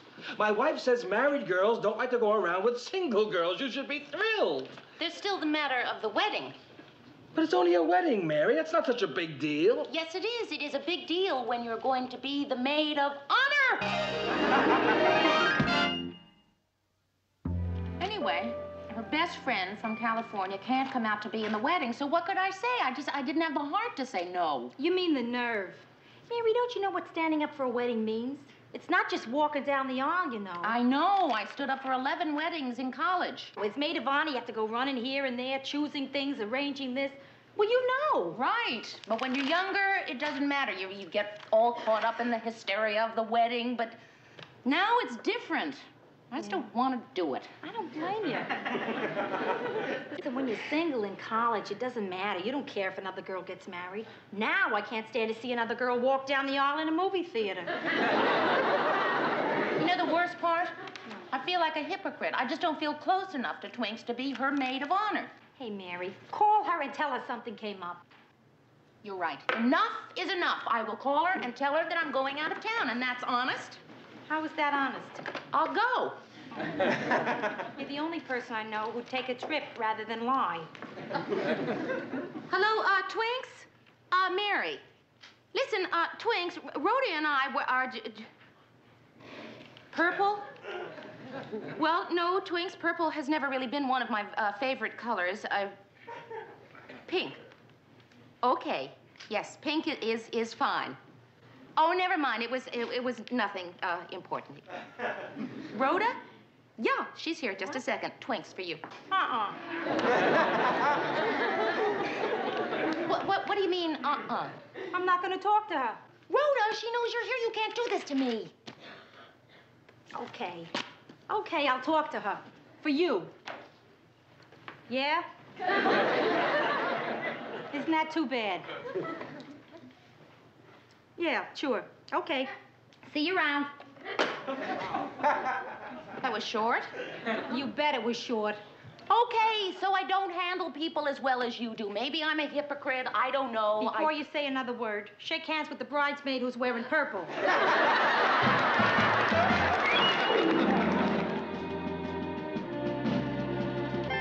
Hi, Tommy.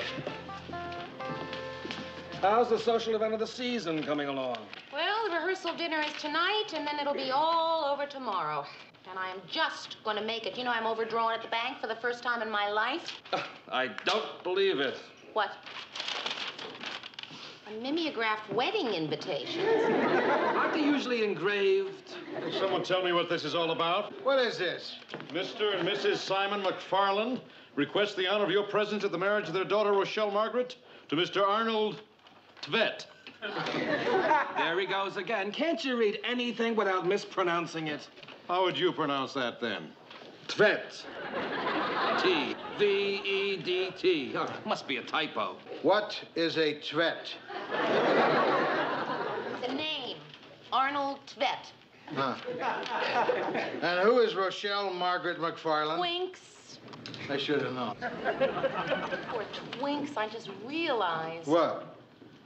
Well, it's just something girls do when they're going with a guy. You know, they doodle her name and his together, you know, to just see how it's going to look together. What a shock it must have been the first time she wrote it down and saw it. Twinks Tvet. Hey, say, Mary, is it all right if I ride with you to the wedding? I won't get as wrinkled that way. Oh, Ted, you're going? Sure. Ted'll go anywhere he can wear his tux. How about you? Are you going, Murray? Well, I don't know. I guess we all have to go. I mean, we see her every day, and she does lots of favors. Well, Mr. Grant, are you going? No.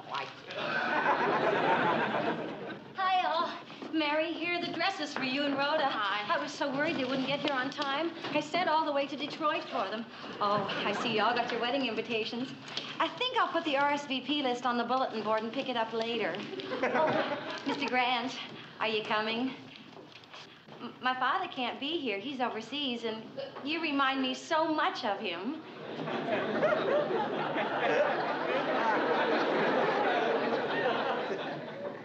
I'm not going to have to give you away or anything, am I? Oh, no. I just want you to be there. Yeah, all right. Oh, I'm going to miss you all so much. Yeah, same here. Oh, what a beautiful thing to say. I guess it's the way I put things. Oh, Mary, I still can't get over that rehearsal. I can't hear you, Rhoda. The stuff packed around the dress is making too much noise. I said that rehearsal. If that's any indication of what the wedding's gonna be, we're in for a lot of laughs. What'd you think of Arnold? You know, it's funny how some people look like their names. Like, I once knew this guy named Fox. This guy named Fox had red, bushy hair and little beady eyes. Now, Arnold, he looks just like a Tvet. Hey, what's taking you so long, kid? I want to see the dress. Mary, are you having trouble in there? Mary! Yeah? Oh, it's bad, huh? Well, come on out, kid. How bad could it be?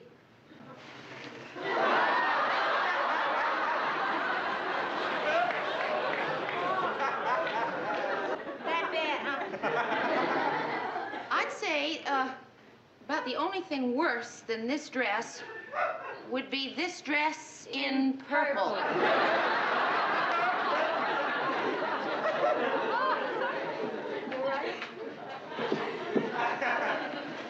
Who would have thought that the stuff I said was packed around the dress was the dress?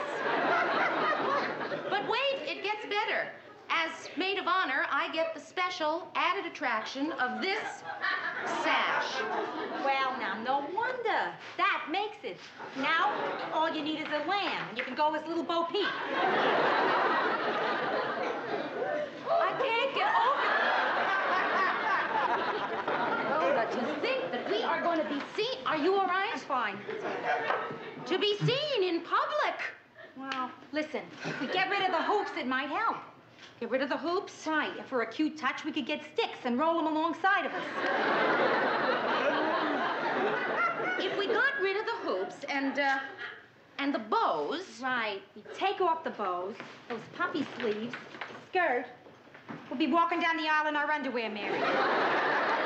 This is going to be a challenge. It really is, to see if we can turn these dresses into something, halfway decent. You know, I'm beginning to look forward to the wedding. You've got to be kidding. No, I mean it. I mean, I know I didn't want to do it at first, but I don't know, now that I'm involved in it, all caught up in the fun of the wedding and all.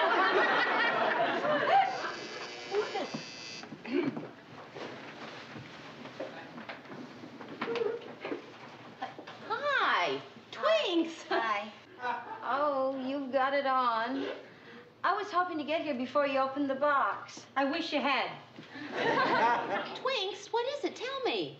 I can't. Did you and Arnold have a fight? Oh, no.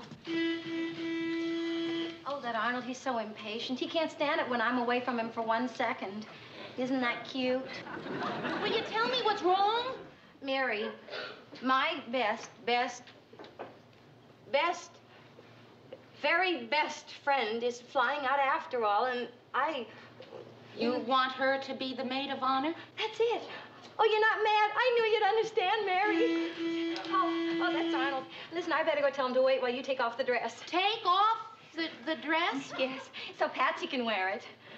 Well, I just paid for it. Oh, Mare, I couldn't get another dress from Detroit by tomorrow. Sure, you and she can work something out money-wise. Oh, isn't it lucky that you're both the same size? Oh. That must be the prerequisite for being her best friend. You gotta be a size 8. Mary, that is why I stay away from warm, friendly people.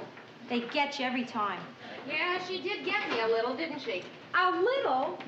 Mary, you've been running yourself ragged for her, planning a wedding, giving her a shower, buying gifts. Just because you shared a bunk 18 years ago. And then she comes in here and does this? It's ridiculous. Frankly, it's not my idea of a friendship. And you're just gonna take it, aren't you? Maybe I won't. Yes, you will. You always do. Well, just maybe this time I won't, that's all. Oh, thanks, Mare. Oh, Arnold. We were thinking it would look better without the hoops. Listen, Twinks. You know, I've been sort of running myself ragged for you the last couple of weeks, giving showers and gifts and everything because I thought you were my friend, and now you come in here and tell me some other girl is just going to walk down the aisle in my dress, and you know, that somehow bothers me. I mean, frankly, that's just not my idea of friendship. You're right, Mary. It might look better without the hoops. I'll see you at the wedding. Bye.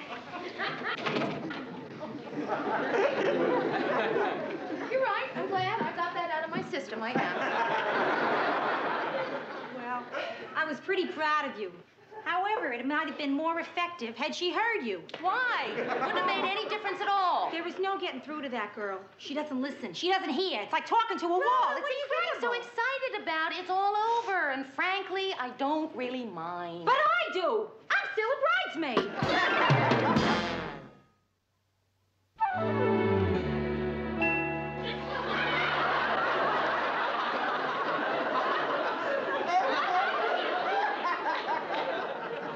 Well, I gotta admit, I found one great moment of satisfaction during that ceremony.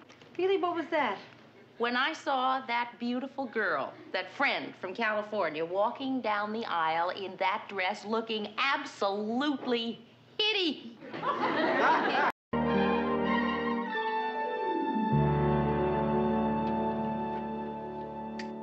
Thanks again for the ride, Chuck. It was really nice meeting you. We have to do it again sometime. Yes, I'd like that. Well, I'll see you again. Bye-bye.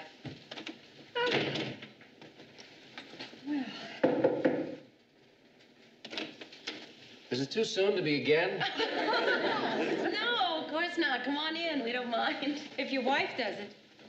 What makes you think I'm married? Anybody who looks like you has got to be married. Really? How do I look? Great. What do you think, Mayor? Well, I think that I don't know why we're talking about whether or not he's married. Even though he hasn't told us whether or not he is. Well, I'm not. Sit down, Chuck. Thank you again for the lift. I really thought we were going to spend the night in the gas station waiting for her car to be fixed. I don't know what I'm going to do about that car, Mayor. 3 new batteries in 2 weeks. I'm getting sick of driving into gas stations and saying, a gallon of gasoline and a new battery, please. Well, I'll tell you, your car may not be much, but you've certainly fixed your apartment up great. Thank you. We like it. How long you lived here? About 2 8 years. months. You see, Chuck, I moved in first. Now that's beautiful. Oh, yeah, we like it. You can see almost the entire skyline of downtown Minneapolis. Oh yeah, I didn't notice that. I was looking at maple tree out there. Oh, yes. Every morning we go out there on a little balcony and get fresh maple syrup for our pancakes. But I guess nobody's really interested in simple, old-fashioned girls anymore. Listen, speaking of pancakes, would anyone like a cup of coffee? We grind it ourselves. No, thanks. Really, I've got to get going. I'm a little late for a meeting now. Would you like to have dinner with me Saturday night?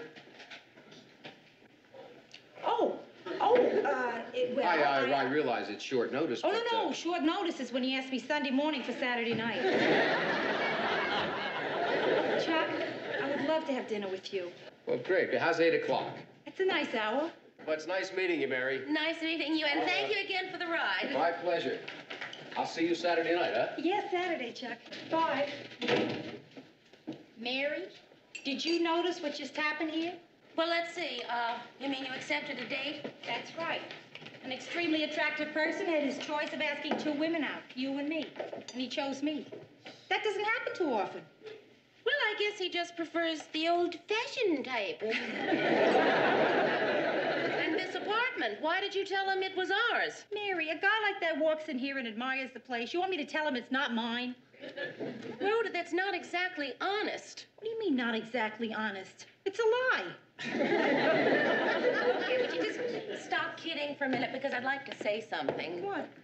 No, I wouldn't. Because if I do say something about whether or not you should go out with Chuck, I know that you're going to think that You're I'm... jealous. Jealous? No, not at all. But honestly, Rhoda, how much do you know about him? Look, it's not like it was a pickup in a bar. Okay, so we met him at a gas station. It wasn't just any gas station. They sell name-brand gasoline there. Okay, forget it. I'm sorry I mentioned it. You know, though, Mayor, there is one little thing I'd like to know about Chuck. What's that? His religion. Makes a difference to you? You bet it does. I have to convert by Saturday night.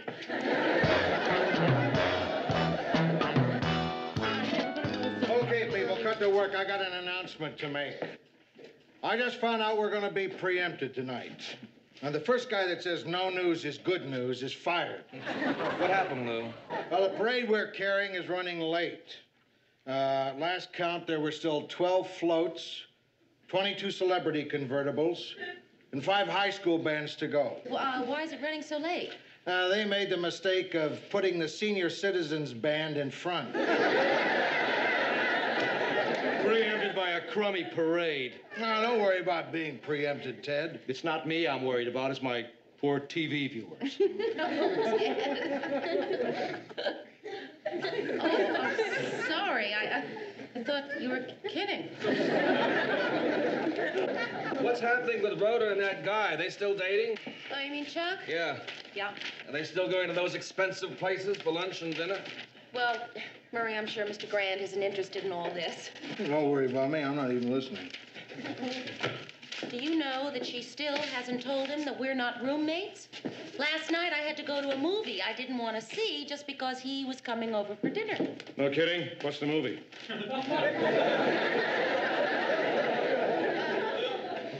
That's not the point, Ted. Oh, what is the point?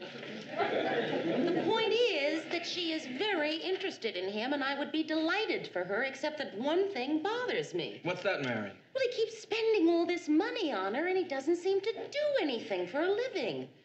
You know, I have examined myself very honestly, trying to figure out whether I am suspicious because I'm genuinely concerned or, yeah, a little jealous. Well, why don't you talk to Rhoda about it? Can't do that. I mean, she already thinks that I'm a little jealous, but I'm not. I just honestly don't want to see her get hurt. Okay. Okay. Some of this I couldn't help overhearing. And I know what you mean. Why? Because I am the father of 3 daughters. And once in a while, one of them would bring home a boy I felt sure was up to no good. Used to drive me crazy wondering what was going on. Just drove me right up the wall. But I learned 3 things. I learned that you have to let people make their own mistakes. I learned that I was wrong about almost every suspicion I had. I learned how to follow somebody in a car without being spotted.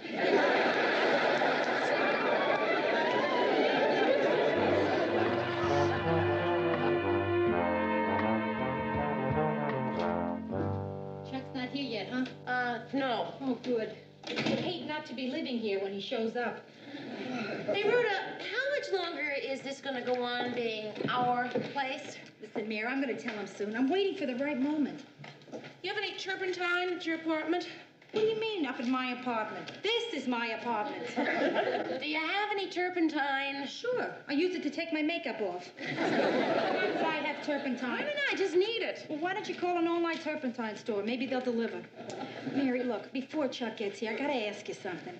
Do you ever take gifts from the guys you're dating? Well, depends. You know, like what? Like a car. A car? He gave you a car? No, he didn't give me a car. He offered me a car. A used car. His car. Used? Rhoda, his expensive car used is worth 3 other cars new. Well, look, it's not as wild as it sounds. He had a reason. What reason could he have for offering you his car? I said I liked it. Rhoda, look, I hope you don't think that I'm being overly concerned, but I think that offering you a car is not normal. That's what I thought, Mayor. And there've been some other things I've been worried about, too. Like what? Well, like he asked me, does it make any difference what he does for a living? I said, of course not, lying through my teeth.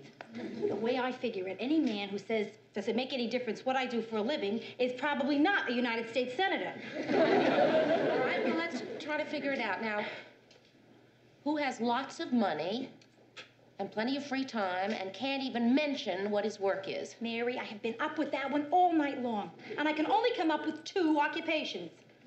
Spying and organized crime. Rhoda, there are no spies in Minneapolis. Okay, all right. I know he's not a spy. I'm as sure of that as I am that he is in organized crime. Rhoda! Think about it, Mayor. He drives a foreign car, black. He's spending a lot of money, a lot. And he never seems to work. Besides that, he's always going off to meetings somewhere. Well, now that's something. Organized criminals do meet a lot, don't they, to plan and everything. Right. That's my feeling. No, I can't be. And that's him. I don't know what I'm being so picky about. Back home in New York, anybody out on bail was considered to be a professional man.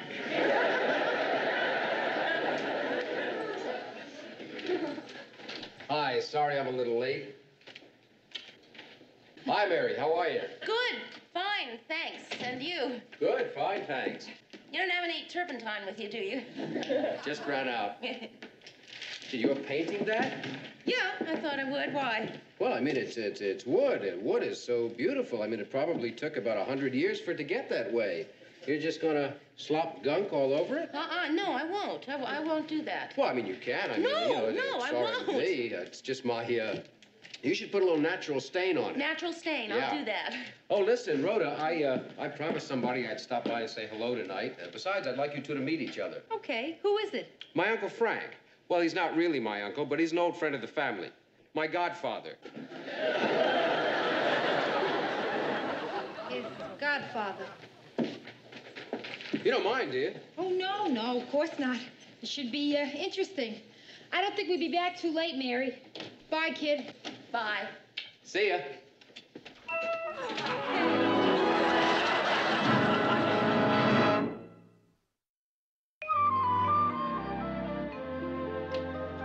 Mary? I guess she went out. Good. Chuck. Well, she always seems to be here. Yeah, that's the trouble with having roommates. You want a drink?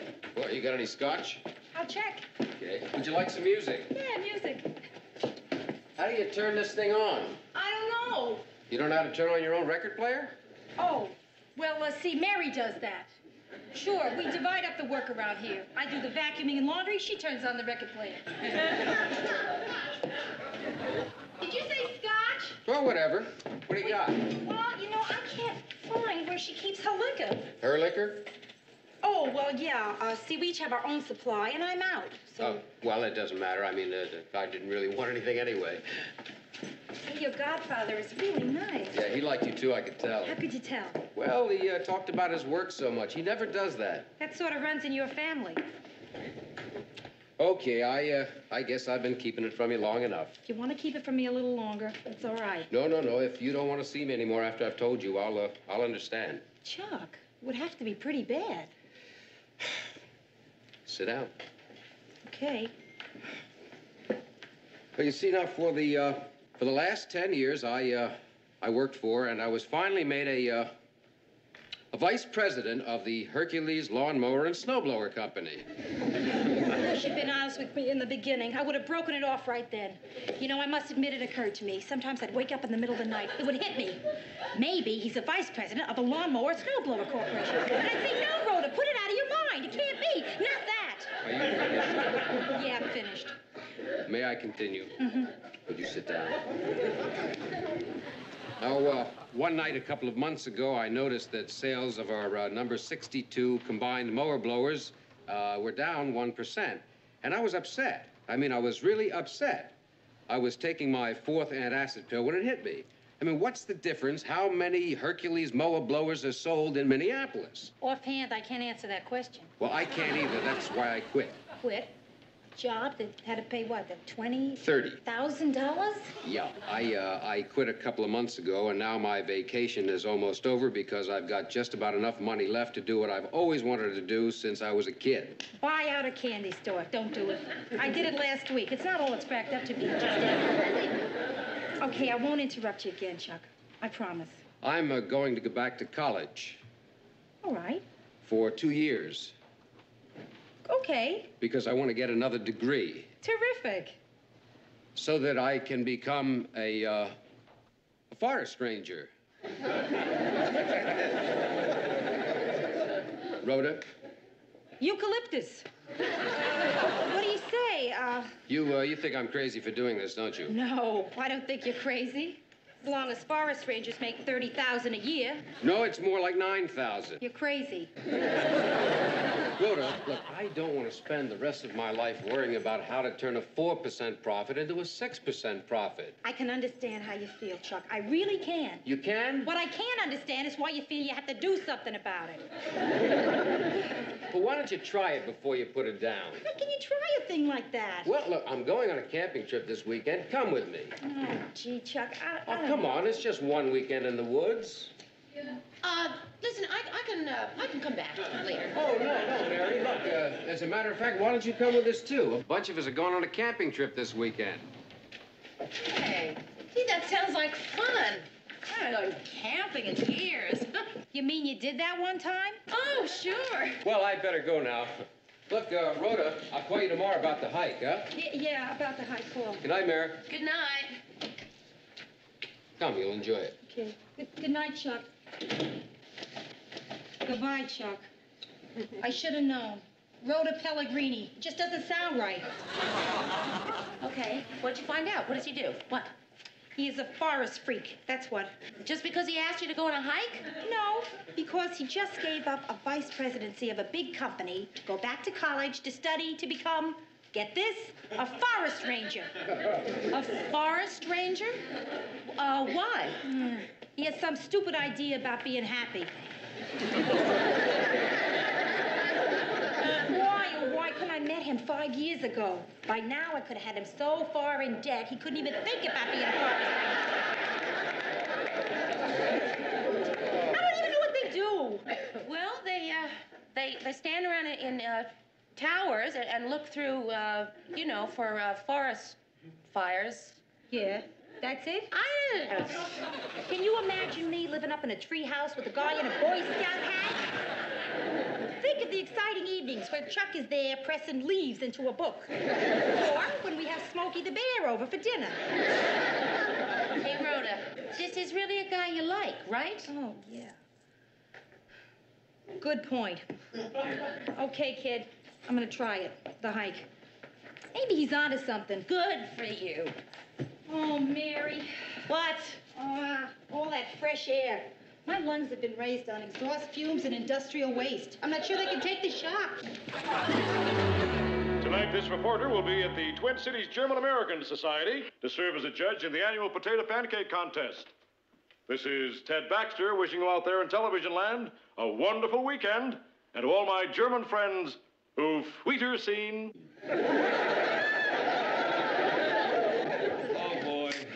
Now that he's demolished English, he's branching out. Oh, Mary, Marie wanted me to ask you over for Sunday brunch. Oh, gee, Murray, I'd love to, but I can't. I'm going on an overnight hike. Hey, not bad for making up a quick excuse. No, it's not an excuse. I really am going hiking. Mm-hmm. And who you going hiking with? With Rhoda and Chuck and some of his friends. Chuck? Isn't that the same guy you were so suspicious about? Yeah. It turns out he's an executive who's dropped out and is going back to college to become a forest ranger. You have to admire him for that. You know, if I didn't have a wife and kids... Yeah? I probably still wouldn't do it. Hi, guys. Speaking of dropouts... Oh, Murray, really, have you ever thought about it? If you could do something different with your life, you know, anything at all, what'd you do? Oh, I do a lot of things. I'd climb some of the world's great peaks. I'd build a little kind of raft and sail it to Tahiti. Wallpaper my rec room. But when you're married, you learn to compromise. How about you, Mr. Grant? Me? I'm happy just doing what I'm doing. I'm happy running this newsroom, and I'm happy telling people that this conversation doesn't interest me.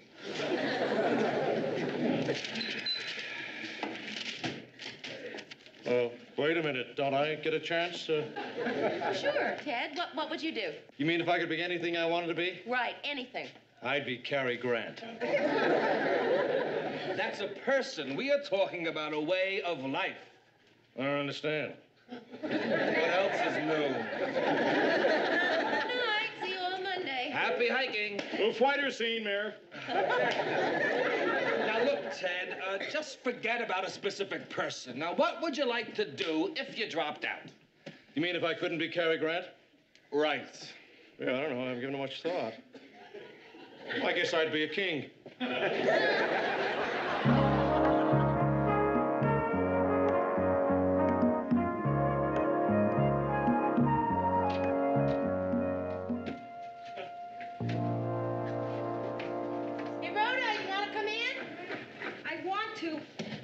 I can. Oh, boy, all I want to do is stand under a hot shower. Me too. I may not even take off my clothes. Oh, boy, Mary, I ache all over. You want some help? Oh, no, I think I can ache all by myself. You know, you probably wouldn't be so exhausted if you hadn't carried all that extra junk with you. The makeup case, all the extra clothes.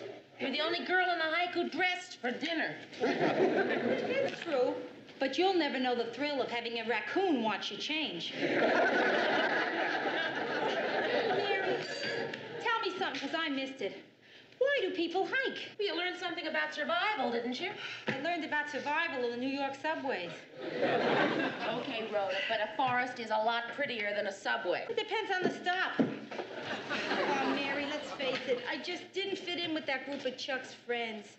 All those tall, Nordic Amazon girls with the long blonde hair and rosy cheeks. Wait a minute, I was on that hike. I don't have long blonde hair. Of course, my cheeks do get a little rosy, don't they? And your personality is definitely blonde.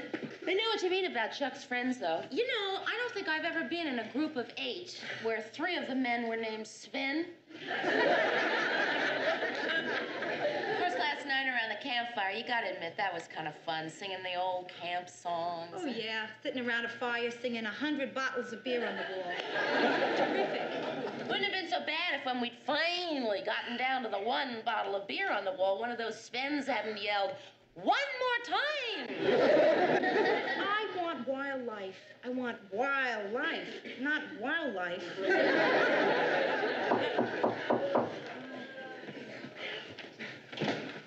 Hi, Rhoda here. Just barely. Come on in. I was, just leaving. Rhoda, if you want me, I'll be upstairs at Florence's. Who? Florence's. Oh, yeah, Florence.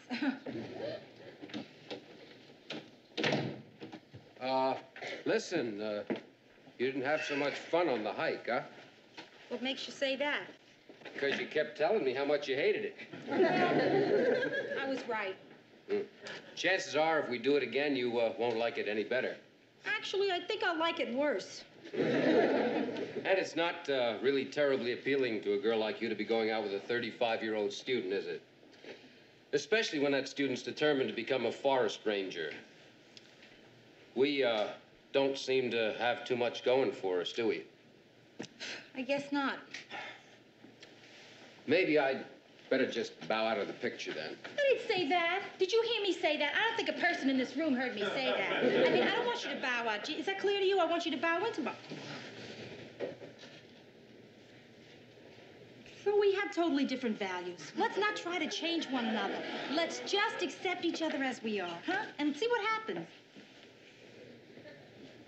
See what happens?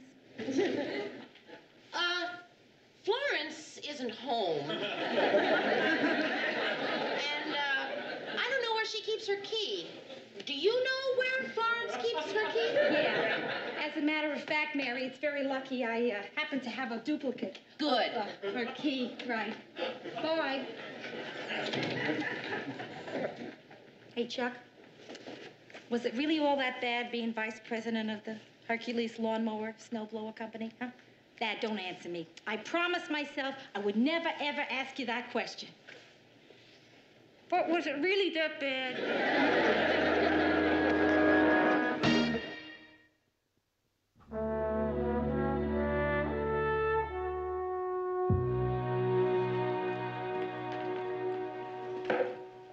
What is that you're reading? A book on tree diseases. What? A book on tree diseases. Anything wrong with learning about oak tree root rot? No, I guess not. What are you making faces? There is nothing wrong with acquainting oneself with the various parasites which present...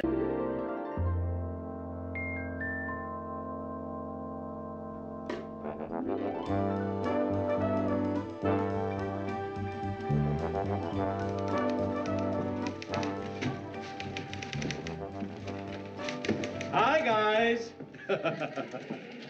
Hey, Gordy. How are things in the world of sports? How would I know? I'm the weatherman. Oh, yes. Why do I keep thinking you're a sportscaster? Well, anyway, Barry thinks you're doing a great job, though. Barry? Our new station manager, the one we call Mr. Phelps. Keep up the good work, Gordy. Our audience sure loves that great sports stuff. Weather stuff.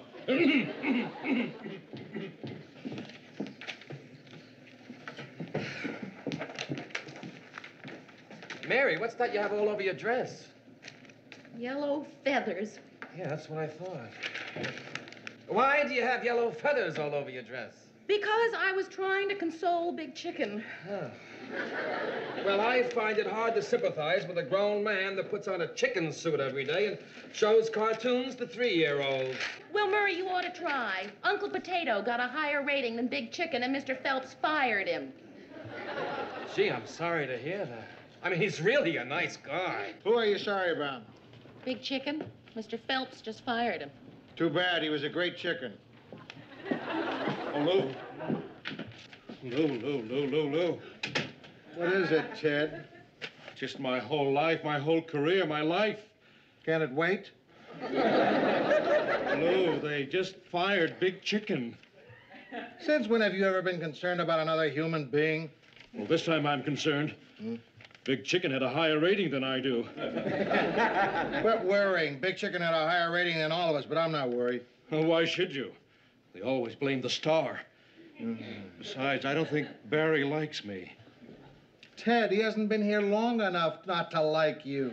He's only been here a couple of weeks. Takes at least 3 weeks not to like you. I know.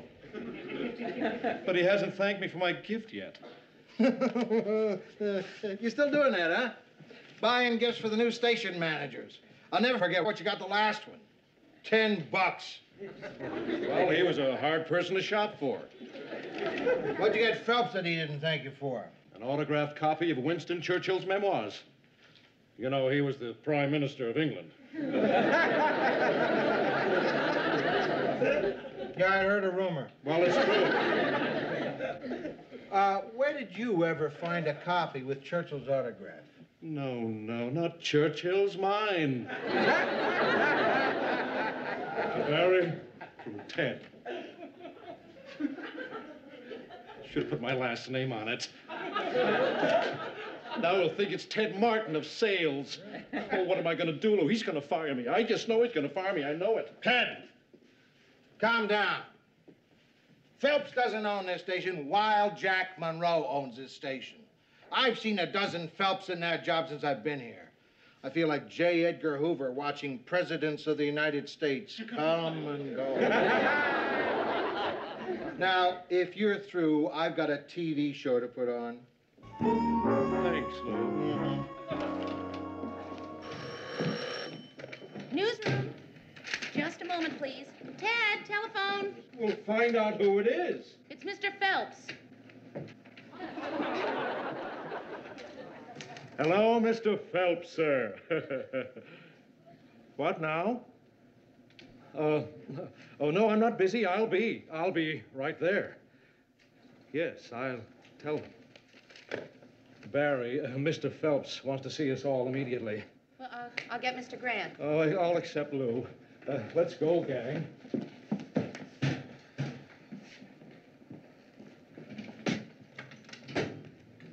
Where is everybody? They went to the bank. Where are you going? To the bank. Say hello to everybody for me.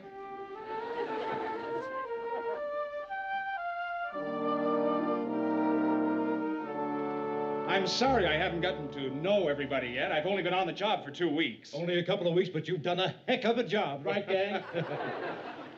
I imagine you all know why we're here.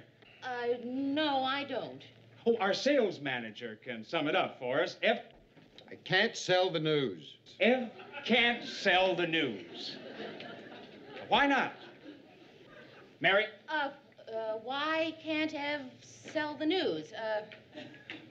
I don't know. Ev is one of the top men in his field.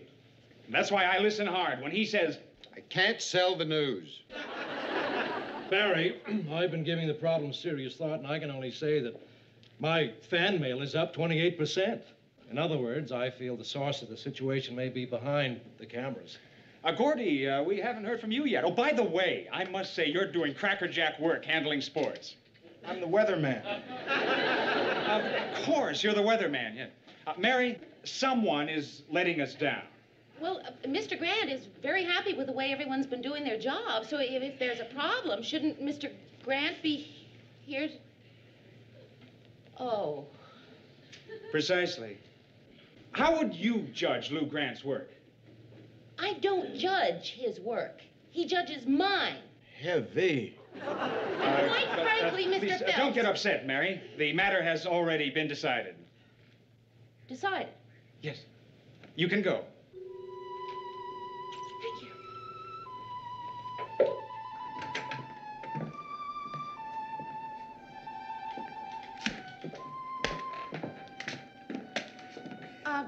I'm sorry I took so long. There was a long line at the bank.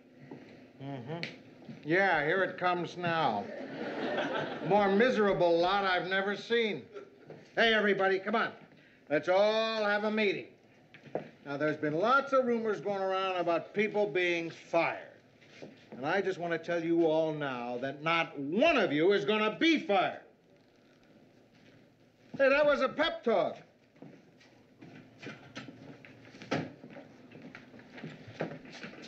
What's with you? I have to go back to the bank. How do you like that? I give you job security, and right away you start taking advantage of me. I was only kidding.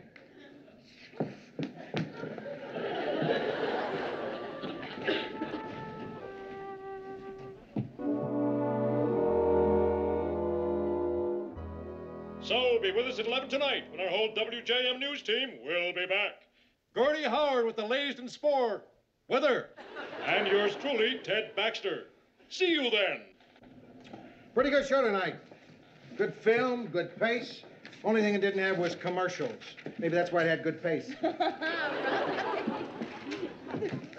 Good show tonight, Ted. Hey, listen, I've got some ideas for some new features for the show to give it a little pizzazz. Huh?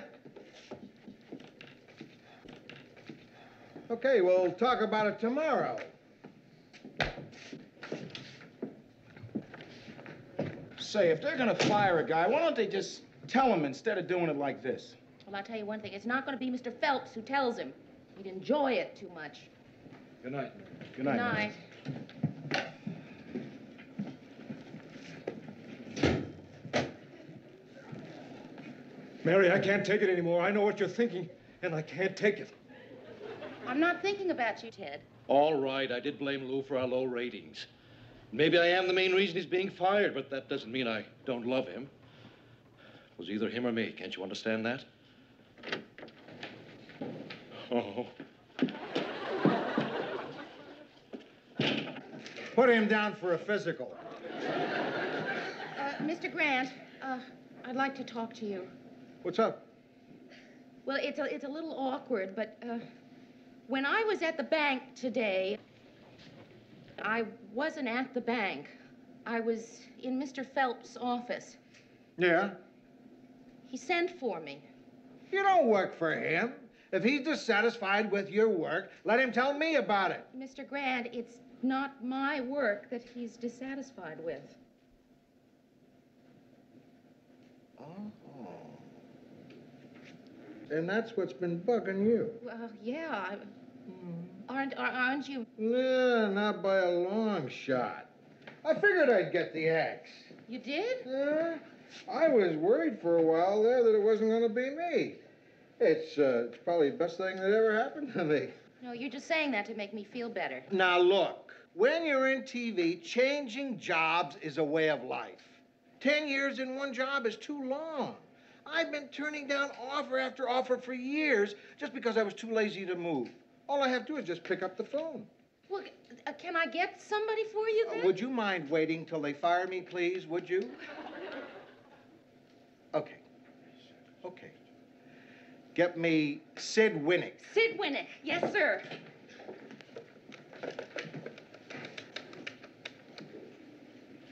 Is Mr. Winnick in? Lou Grant's calling. Thank you. Mr. Winnick's on too, Mr. Grant.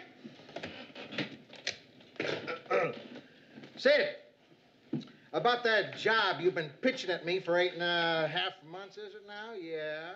Well, I'm suddenly available. I'm 45.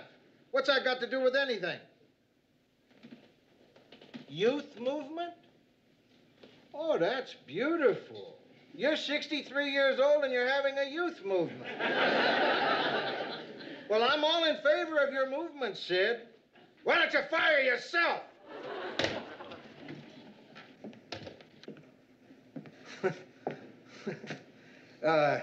If I had known I was going to bomb, I would have shut the door. I'm sorry. A few months ago, they had to have me, but now... That's just one. I mean, you said you had lots of offers. I did. They were all from Sid. All right, look, Mr. Phelps isn't the last word around here. It's Wild Jack Monroe that owns this place. What about him? I never should have left that old newspaper.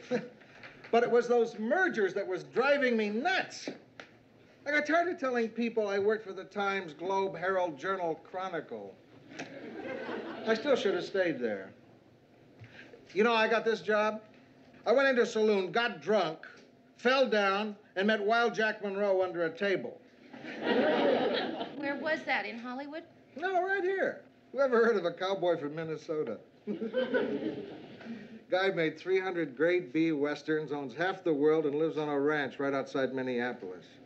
I think he raises snow. Why don't you go see him? Because I've got nothing to see him about, that's why. I'm not exactly a has-been. Hey. Associate producer, what do you think you're doing? I thought you'd like to talk.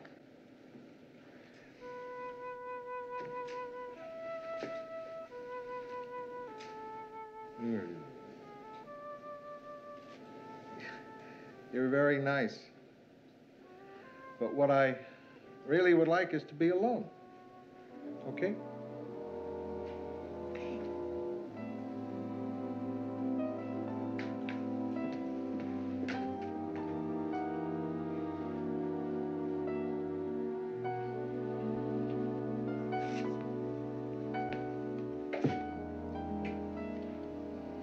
I'm 45 years old. If I was in politics, they'd call me the kid.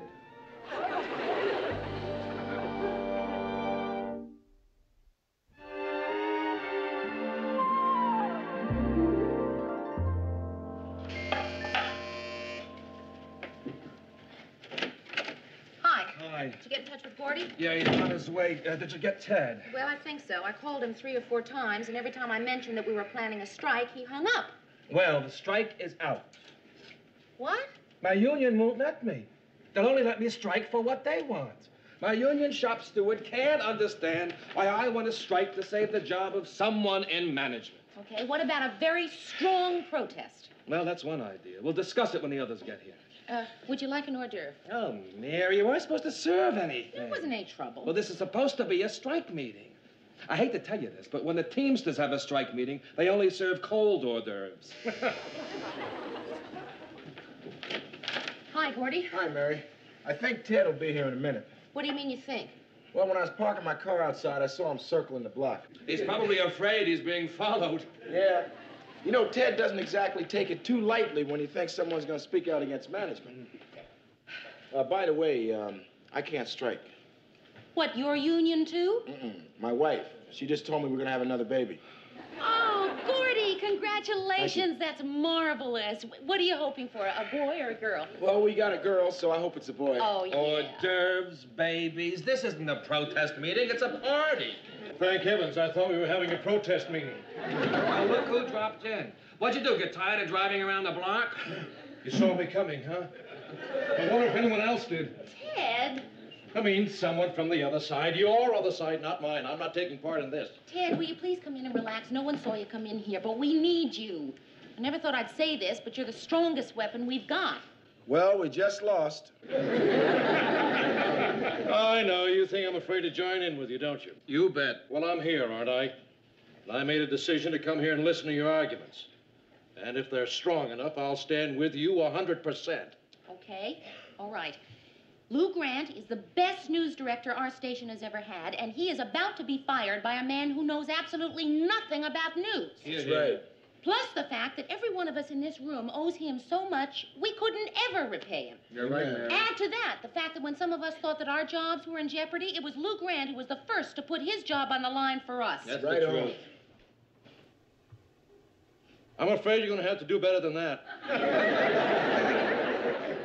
The only way we're going to get him on our side is to convince him there's more money in this. I just don't like this strike business. We aren't going to strike, Ted. We're not? No, we're just thinking about presenting Phelps with some kind of petition. What good is a petition with 3 names on it? Yeah, but we're 4. No, you're 3. I vote we throw him out. Oh, now wait a minute, Murray. Maybe Ted has some ideas on this. Ted, if you were about to lose your job... No, I'm not about to lose my job. I know. But if you were, what would you do? You mean if Phelps were about to fire me? I'd see the man who owns the station, Wild Jack Monroe. You know, that's not a bad idea. Maybe Lou should go see him. No, Mr. Grant would never beg. Well, you see, now, that's exactly what I mean. How can you help a man who refuses to beg? What if all of us went to see him? Are you kidding? With a name like that, he must really be a weirdo. Murray, all cowboys have names like that. He was just Jack Monroe in the movies. He got the wild just for being himself. Look, Mary, I think a girl should go see him. Why? Because the guys don't want him. All right, okay, I will go see Wild Jack Monroe. Terrific. I'm glad that's cleared up. Gordy, how weird is he? He is weird. Hey, I got one there. Hey, another one bit to dust. Hi, old friend. Mr. Monroe, listen, I came to see you about Lou Grant. Lou Grant? Well, he said that you personally hired him to be the news director at WJM. Oh, yeah, my station here in town. Well, Mr. Phelps is going to fire him. Oh, Slim Phelps, my new station manager. He's going to fire him, huh? Yes, sir. What's the matter? Is he one of them radicals? Mr. Grant? Oh, no, I'm always kidding him about being too conservative. Young lady, there ain't no such a thing as being too conservative. I said I was kidding. You know, that's one thing. You can't be too careful these days. What with them long-haired hippies are running around with them wild clothes on, why, I can't...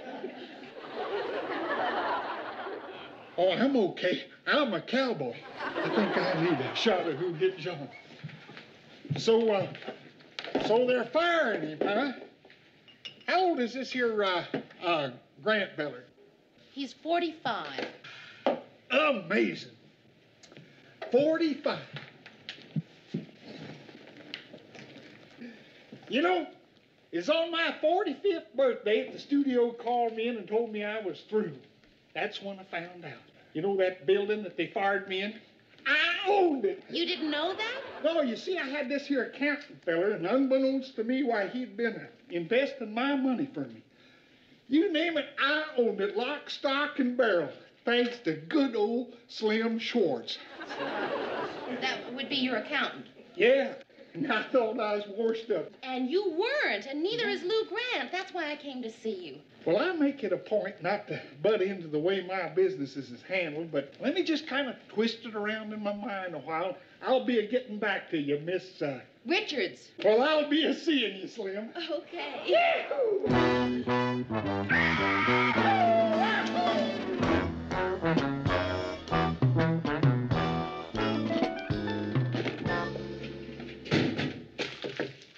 Mr. Grant? Finally got it. You want to know something? Those pink slips you get, they really are pink. Red, that's what pink slips should be, or black. You fire a ballerina with a pink slip, not a newsman. But Mr. Grant... Don't talk. You start talking, pretty soon you'll be trying to organize a farewell party with punch and cupcakes. And everybody will chip in and buy me a shaving kit for a going-away present. And there'll be a secretary there who'll come over to me and she'll do this. Not for me. Mr. Grant, look, what I'm trying to tell you is you might not have to leave. I went to see Wild Jack Monroe. I do not remember asking you for any help. Here's the last order I can give you, Mary. Lay off. I don't want to lay off. Lou, I just wanted to give you this little token of my... It's a shaving kit. Thanks. Oh, yeah, I'm getting out of here.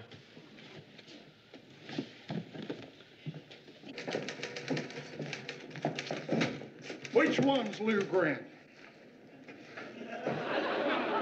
I'm Lou Grant. What about it? I want to talk to you in private. Okay, let's go in my office. No. When Wild Jack Monroe talks private, he don't go, they go. Hey, you, Slim, you're doing a great job with that sports news. Keep it up. I said keep it up. Don't worry. We'll get 100 Indians and come back. Now, not you, little lady. Didn't you and me have a hoop-de-doo one time or other? You could call it that. I lost 4 teeth myself. Dang, that is the best dang fight I ever had. Hey, the little lady tells me you're getting fired. Little lady's got a big mouth. Now watch that, boy. That's a woman. Yeah, but it's a woman with a big mouth. See, what Mr. Grant means is that I really Hey, I do not need an interpreter. And I don't need any favors from you. I don't want this job. I'll work someplace else. Hey, I got a TV station in Boise, Idaho. Keep talking. You got the job. Hey, what?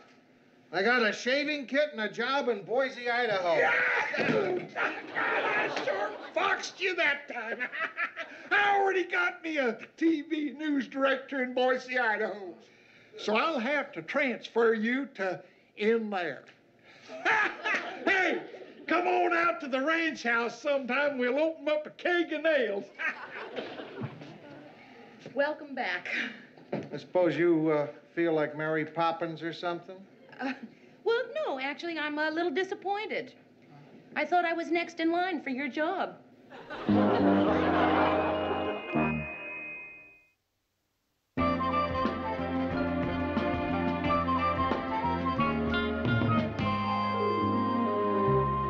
What kind of a going-away card is this? To Lou from Ted. Forgive me, but I'm weak. Well, that could mean a million things. Could mean he's weak. How do you go about giving back a shaving kit? I don't know. I've never had one as a gift. I never have either. I think I'll keep... আপনি এখান থেকে চলে যান লালিত তুমি না আমারে বলছিলে আমারে না পাইলে তুমি ব্লেড দিয়ে আমার নাম লিখে হাত কাটবা আজকে তোমারে না পাইলে আমি হাত কাটবো তোমার নাম লিখবো হাতে এনে আরে পাগল নাকি কি করবা লাগছে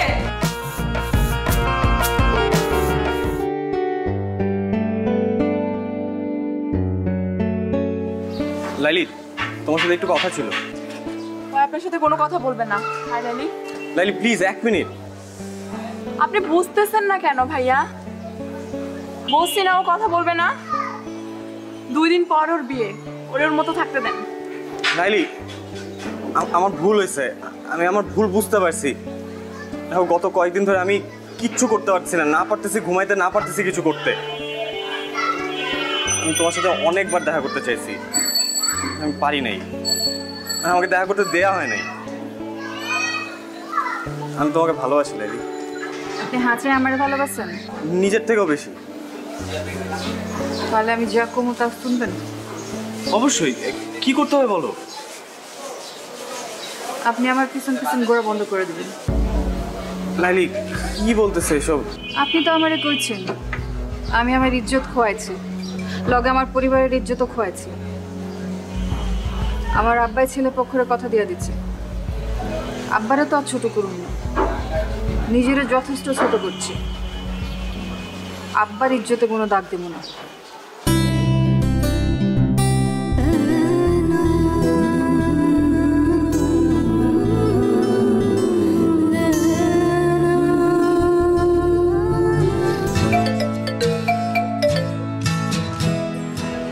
হ্যালো আসসালামু আলাইকুম ভাইজান ওয়ালাইকুম আসসালাম আমি নীলের আম্মা কইতাছি আপা আমি জানি আপনি কি কইবেন আমার কিছু করার নাই। আমি লাইলিরে জিগাইয়া সবকিছু ঠিক করছি। ভাইজান কইতেছিলাম কি আপনি লাইলির বাবা, দিন শেষে আপনার মেয়ে সুখটা আপনার কাছে বড়। কিন্তু ভাইজান লাইলি আমার পোলাটারে ভালোবাসে, আমার পোলাটাও লাইলিরে ভালোবাসে। কিন্তু আপনি যদি লাইলির অন্যখানে বিয়া শাদী দিয়ে দেন তাইলে তো ওরা কেউই সুখী হইব না। আপা আপনি কি আমারে বাংলা সিনেমা চৌধুরী সাহেব মনে করছেন? হাত পা বাইন্দা আমি আমার মায়ের বিয়া দিতেছি? আমি যা কিছু করছি ওরে জিগাই করছি। ভাই সাহেব আমার ছেলেটা লালিরে সত্যিই খুব ভালোবাসে। আপনি দেখেন আমার পোলাটা আপনার মেয়েরা অনেক সুখে রাখবো। আপনি যদি লাস্টে একবার যদি ভাইবা দেখতেন। আপা আমি অনেক ব্যস্ত, এখন রাখি। আপনি আমার মাইয়াটার জন্য দোয়া করেন, আমি আপনার পোলার জন্য দোয়া করি। আল্লাহ হাফেজ।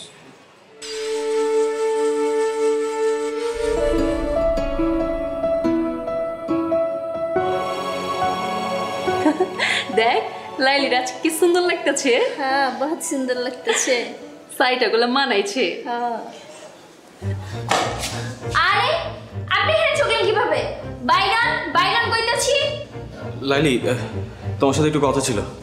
আপনার সাথে আমার কোনো কথা নাই কা, আপনি এখান থেকে চলে যান। লাইলি তুমি না আমারে বলছিলে আমারে না পাইলে তুমি ব্লেড দিয়ে আমার নাম লিখে হাত কাটবা। আজকে তোমারে না পাইলে আমি হাত কাটবো, তোমার নাম লিখবো হাতে এনে। আরে পাগল নাকি? কি করবে লাগছে? এনে কি আছে? মামা আয় মামা, মামা মামা এসব কোনো কাম নাই, আপনি এখান থেকে যান গা।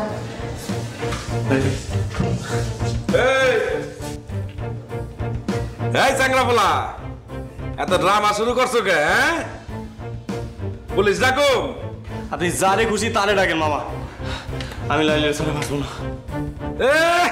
তখন তো খুব কইছিলা লাইলি একটা নাটক বাজ, ওই খালি নাটক করে বেড়ায়। হ্যাঁ ওর লগে মজা লওয়া যায়, ওর লগে প্রেম করা যায় না, ওরা বিয়া করুম না। আরে এখন কইতাছো ওরা ছাড়া আমি বাঁচুম না? না হ্যাঁ এসব নাটক বন্ধ করো। আমার বিশ্বাস করেন আমি কোনো মজা নিতে আসি নাই। আমি সত্যি সত্যি লাইলি তোমার নাম লিখবো এবং ব্লেড দিয়ে না সত্যি রক্ত জলের নাম লিখবো। লাইলে তুই রাজি হয়ে যা, না ছেলেটা এরকম পাগলামি করতেছে, আপনার কাইটা লাইব। এমনি কিন্তু ছেলেটা ভালো আছে, তুই রাজি হইলে সবকিছু ঠিকঠাক হয়ে যাবো।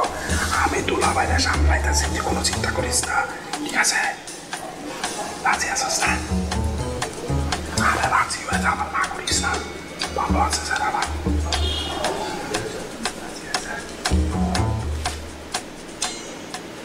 লাইলি আমি দিলাম কিন্তু, দিলাম কিন্তু।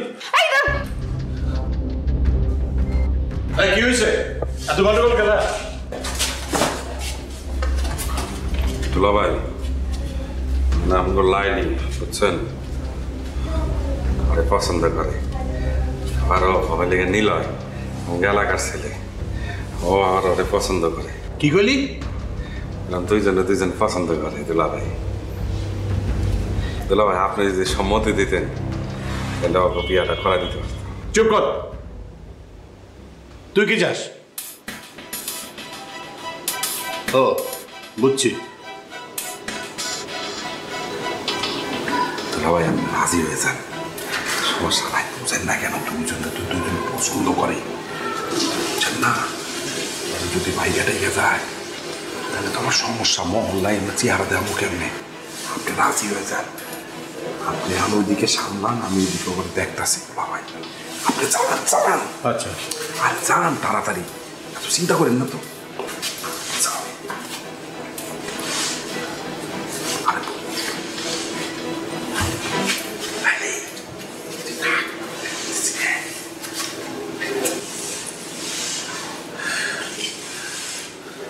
হ্যাঁ কও, নাইলে কিন্তু কাটুন। হ্যাঁ কও। সমস্যা কি তোমার? শেষ পর্যন্ত তুমি ঘুড়ি মাস্টার ব্লেড লাইলির কাছে ধরা পড়লা। হ্যাঁ ঘুড়ি মাস্টার ব্লেড লাইলির কাছে হাইরে গেছে।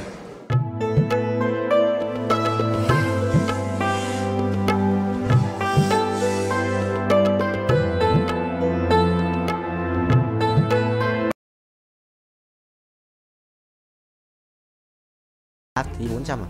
400.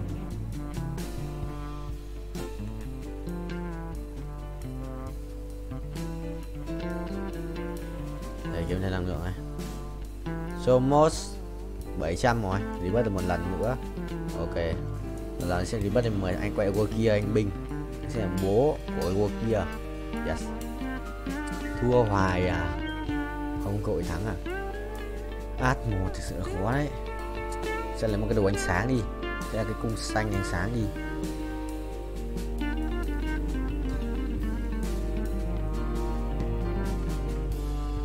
Hai cái giảm heal hai bên nhỉ? Thôi cái phải đang kéo một cái vùng đồ.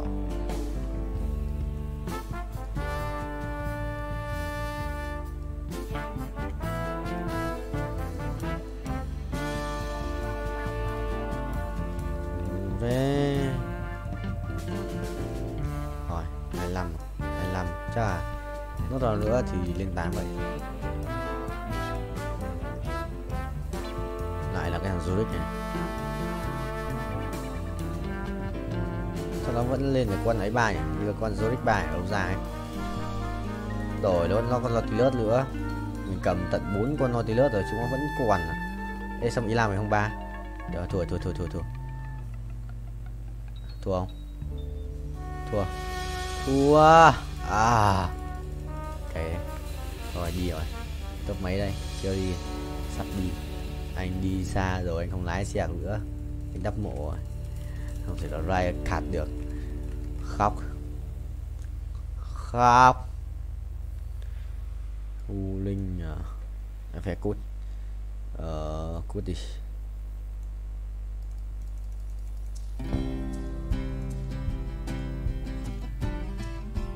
Đây đi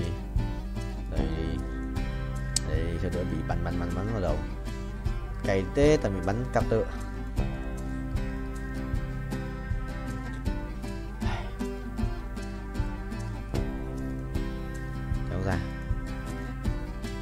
Kéo ra xì ra.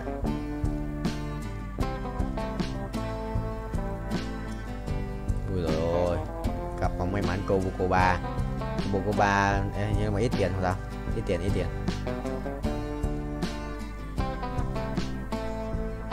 tích xong rồi bao nhiêu máu, có 5.000 máu rồi mà chắc thế. Bế mày đối kia ông chết à? Đối kia xét bế không được, không thiếu mấy cái cùng đao chậm quá. Đây đừng người nó vả rồi nó vả át trước à? Mày ý thua. Đi chợ nhận xem một cái cung đi, sợ nhầm một cái cung đi. Anh cũng sắp không đi rồi, anh sẽ được đi chợ trước. Israeli আগ্রাসন বহু মায়ের বুক খালি করেছে। রেহাই পায়নি সদ্যজাত শিশুও। চলমান সহিংসতায় প্রায় অর্ধশত শিশুর ঠিকানা হয়েছে কবর। হাসপাতালগুলোর দৃশ্য আরো মর্মান্তিক। মৃত্যুর মিছিল দীর্ঘ হতে থাকায় স্বজনহারাদের আহাজারিতে ভারী হয়ে উঠেছে বাতাস। আর আহতদের মধ্যে মৃত্যুর সঙ্গে লড়াই করছেন যারা, তাদের আর কি বেরহম নির্লজ্জ বেহায়া জালেমগুলো হাসপাতাল পর্যন্ত রেহাই দিচ্ছে না। কিছুই করার নাই গো কাকা। কিচ্ছু করার নাই? কি আর করার থাকবো কন? দুর্বলের মায়ের খাওয়াটাই নিয়তি। দুর্বলের পাশে কেউ থাকে না গো কাকা। হ্যাঁ ফজলে মিয়া, ভালোই বলছো তুমি। দেখো না সারা বিশ্ব কেমন একদম চুপচাপ নিশ্চুপ হয়ে আছে। সবই সার্থক কাকা, যে যার ধান্দায় আছে।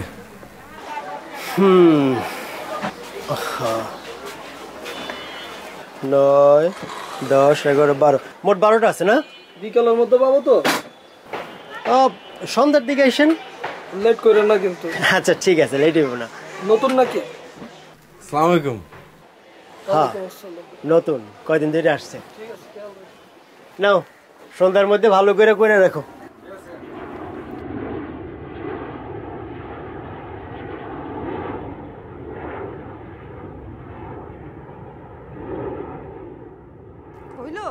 হ্যাঁ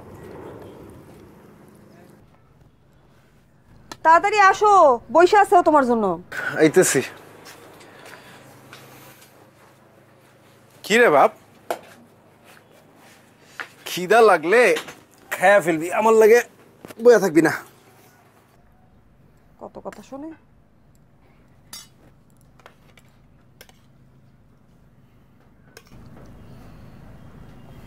দেখি তোমার প্লেটটা দাও। শেষ। আরে ডিম ভাজি রে।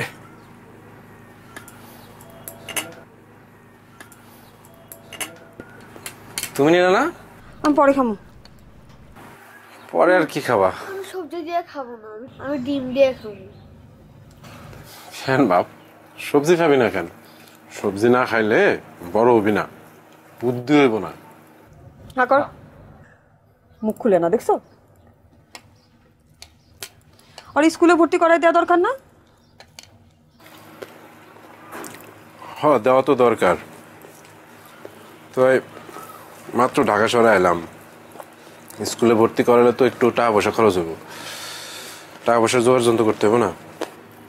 সামনে একটা স্কুল আছে, আমি গেছিলাম, আমার মনে হলো যে ওখানে খুব একটা খরচপাতি লাগবো না, ভর্তি করাই দিই। আরে ঠিকঠাক মতো খোঁজ নিছো? মানে ভালোইব?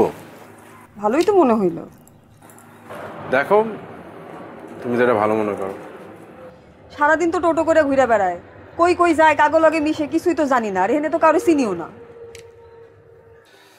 কি রে বাপ, ঢাকা শহরে এসেই দেখি বন্ধু পাতায় ফেলছিস, তা একটু পড়াশোনা করতে হইব না? হ্যাঁ করতে হইব তো। এই যে তোর পুরান স্কুলের যে বইগুলো আছে ওইগুলো নিয়েও তো একটু বসতে পারস না? জিগাও তো পড়ে কিনা? আমি পড়ি তো। আবার মিথ্যে কথা খাবো তুমি। থাক, তুই এখন খা, আজকে আমি তোরে নিয়ে পড়তে পাবো, ঠিক আছে? হ্যাঁ কর, মুখটা খুলে না, হ্যাঁ কর। বাহ, পানি নিয়ে আসতে। এটা হইতেছে কাজের আনন্দ, নবকৃষ্ণ ভট্টাচার্য। মৌমাছি মৌমাছি কোথায় যাও নাচি নাচি, দাঁড়াও না একবার ভাই। কি রে এখনই ঘুমাস কেন? একটু পর। ওই ফুল ফোটে বনে, যায় মধু আহরণে, দাঁড়াবার সময় তো নাই। এত হাই তুলতেছিস কেন? বাকিটা কালকে পড়ি। কালকে পড়বি? পড়তে বলেই ঘুমাহে না? আমি অনেক পড়ছি। আবার কই দে, পেন্সিল দে, আমি তোর এই শব্দার্থগুলো লিখে দেই, এগুলা মুখস্থ করবি। তুমি দোকানে যাইবা না? যাবো তো, আর একটু এগুলা দেখা দিয়ে যাই, এগুলা তোর বাসার কাজ, ঠিক আছে? এগুলো মুখস্থ করবি। যে আহরণ মানে হইতেছে সংগ্রহ করা। আহরণ মানে কি? সংগ্রহ করা। সংগ্রহ করা। তারপরে হইছে này sao thế nhỉ, sao thế ít ít đổ bùm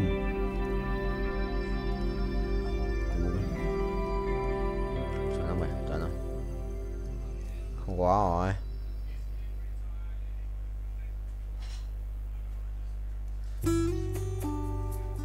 Rồi cút xong cút meo meo meo meo meo meo meo. Cái gì đấy?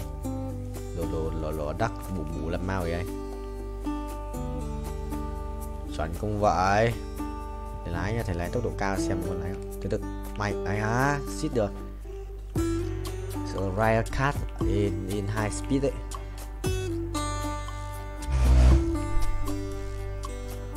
Chuẩn không? Đây á?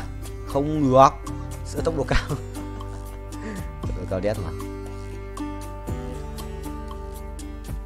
Rồi một lần, hai lần, lần thứ hai 300 lap à, 400 lap. Chuẩn không thầy? Chuẩn không? Chuẩn không?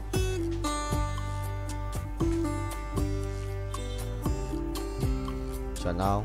Chuẩn không? Ui ui, tốc độ cao đấy. 378 lap chứ 400. Này à, bắt đầu thua. Thua, bài khỏe đấy. 2299 á. Mày đấu sĩ á. Mình lẫn vào mày méo ăn uống đầy đủ nhỉ? Thằng này được ăn uống đầy đủ. 2299 là phải không? Không. Tự đầu chuyển bàn đấu.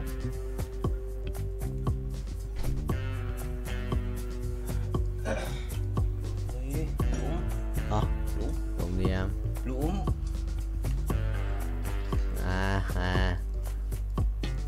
Ô, phải chấm.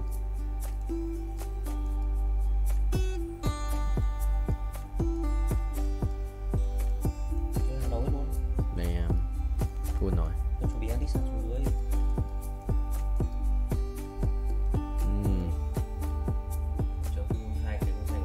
biết. Ok thầy ơi, mai sẽ ride a cat. Lâu rồi, 15 phút. Well played bro. Lái luôn đấy, lái vua lái racing bike.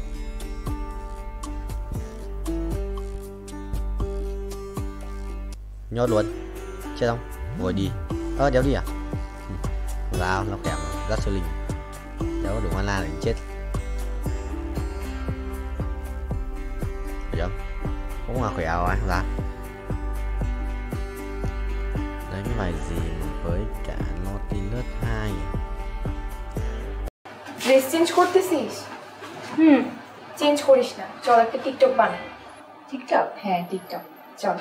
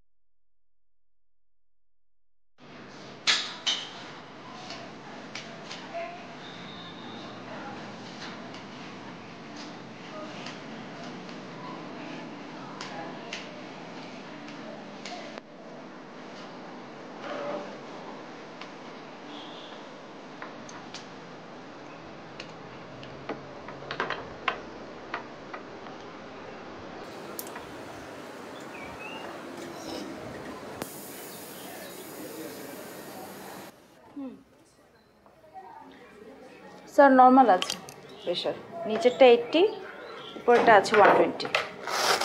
ঠিক। Thank you. Thank you. খামটা দে।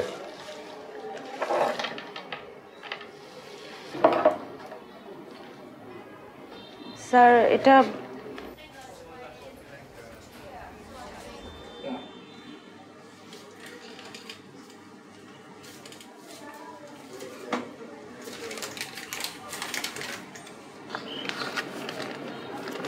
কি আশ্চর্য দেখছিস, 1000 টাকা দিল pressure মারতে। তাও তুই জানিস উনি কে? উনি শহরে অনেক বড় ধনী লোক। এমন কোনো মসজিদ মাদ্রাসা নাই যে উনি দান করেন নাই। এমনকি আমাদের এই হাসপাতালেও ওনার চ্যারিটি হেল্প ছিল। ও ভালো লোক। ড্রেস চেঞ্জ করতেছিস? চেঞ্জ করিস না, চল একটা টিকটক বানাই। টিকটক? হ্যাঁ টিকটক, চল। ঠিক আছে, এই ড্রেসটা পরবো, এটা পর।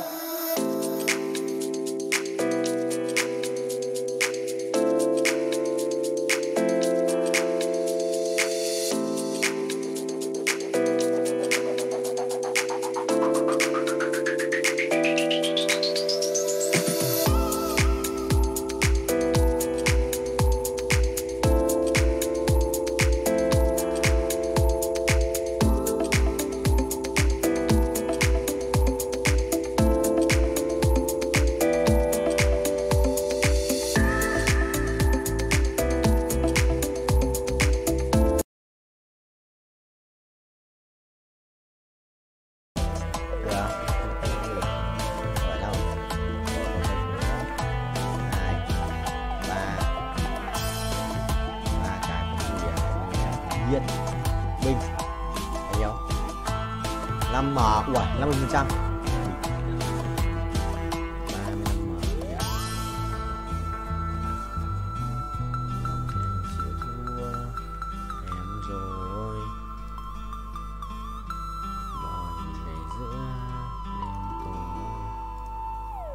Không, ui ra với bia này, độc dược à, thời cút không quan trọng.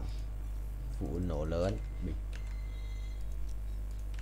sẽ sẵn bài từ thần mà để hiểu sẽ sẵn bài sẽ chạm đất trải thải cái đường đâu mà chạm chứ là thế rồi đang xuống rồi đang vòng xuống rồi đang số sự binh sinh linh không 3 2 1 perfect một lần này đấy kiếm 15 lần perfect không 100 lần perfect là ăn 6 triệu nhờ 7 triệu mình cần 50 thôi đã được 5 củ rồi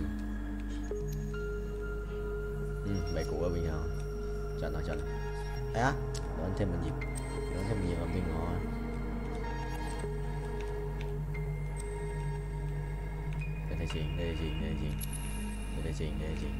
để chị ok không được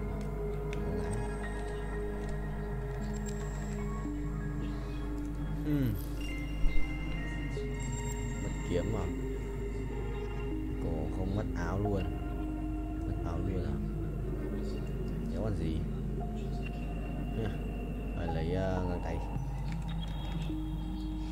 đây để thay rồi 1 2 lần thế là 30% à xem bao nhiêu nhá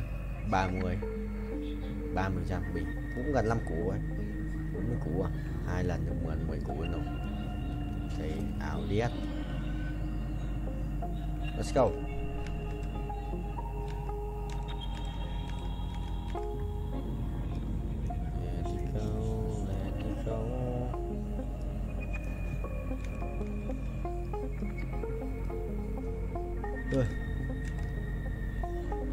một chiếc binh chi linh không vậy bánh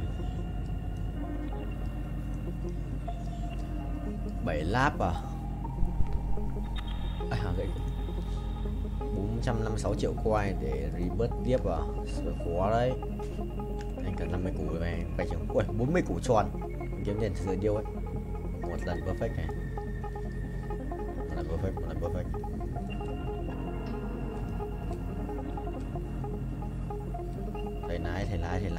thầy লাই আজকে যদি আব্বু আম্মু যদি আমারে যদি বলতো যে সাকিব তুই বিয়ে কর তাহলে আমি এলেটে বান্দর তুই চুপ থাক তুমি তো মোর বন্ধু সুরজ রে চেনো মোর মেলা দিনের পুরানা বন্ধু লোকটাও ভালো বিশ্বাসী আর তার মাইয়া যে খারাপ হইবে হিয়া কিন্তু মোর বিশ্বাস হয় না আমার ওই দোস্ত সুরজ রে মুই কথা দিছি তার মাইয়া আয়সার লগে আগামী মাসে মগো পোলার বিয়া দিমু তা বাবা তুমি কি কর আলহামদুলিল্লাহ রাস্তা ক্লিয়ার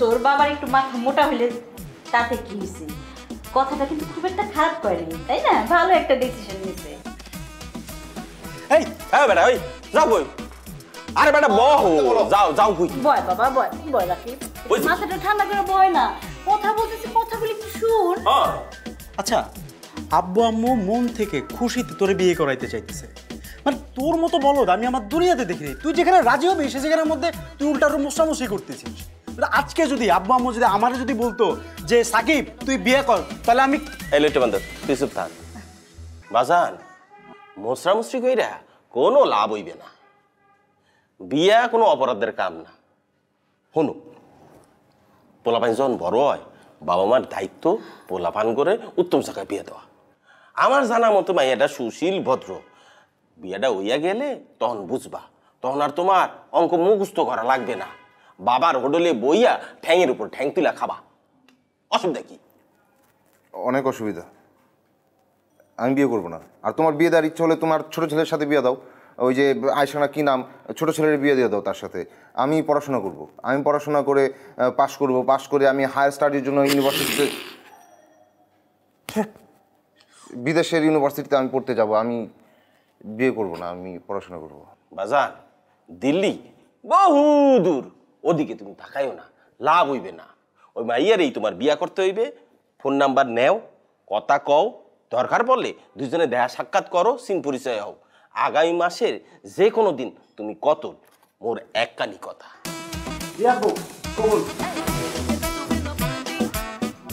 আব্বা তোরা তো জানিস তোর আব্বার মাথা গরম যেই কথা বলে সেই কাজ না করা পর্যন্ত তার মাথাটা গরমই থাকে তাছাড়া বাবা সবার তো লেখাপড়া হয় না হয় বাবা যে বলছে বিয়ে শাদী কইরা বাবার ব্যবসাটা একটু দেখাশোনা কর। এতে করে তোর একটা নতুন জীবন হবে, একটা নতুন সংসার হবে, তাই না? জীবনটা একদম পাল্টায়া যাবে, ঝরঝরা হয়ে যাবে, তাই না? আব্বা আমার কথা শুনতে হয়। হ্যাঁ বাজান, আমার ভবিষ্যৎ এমনিও ভালো, পড়াশোনা করলেই ভবিষ্যৎ ভালো হবে। তুমি যাও এখান থেকে, যাও, আমার মেজাজ একটু গরম হয়ে যাচ্ছে, যাও এখান থেকে যাও। তোর বাবার কথাটা একটু ভালো করে মনোযোগ দিয়ে চিন্তা কর। হ্যাঁ,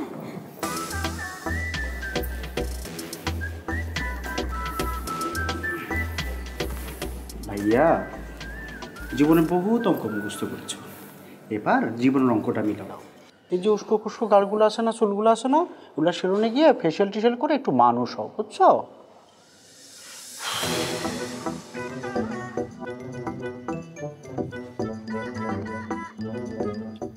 জুতাগুলো না ময়লা হয়ে গেছে, এগুলো ড্রাই ওয়াশ করবো। ড্রাই ওয়াশ করবো।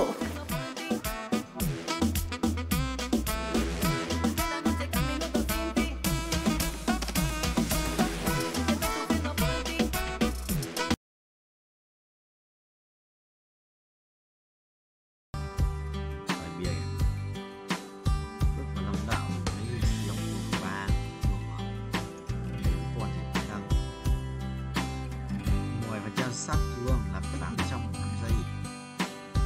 Tiếp tục đánh rồi. Now, yes. Được, và cái hai đầu lên.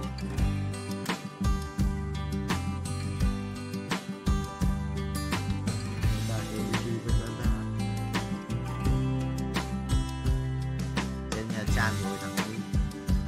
Các tư ngoài ngoài như vậy. Lại mà.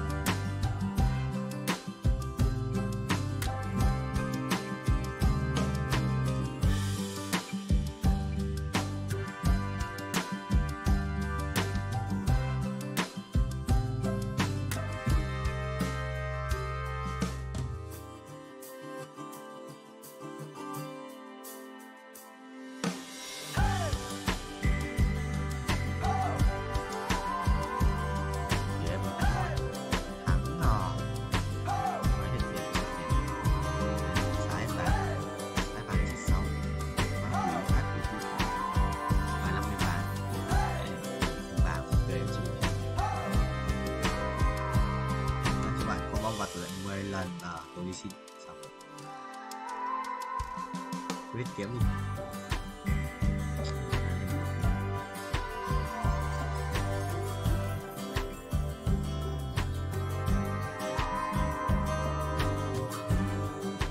Hỏi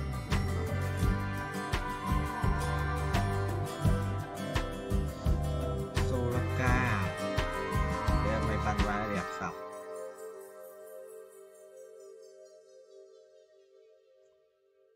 Có cái đồ mà bolo cùi xả đéo ấy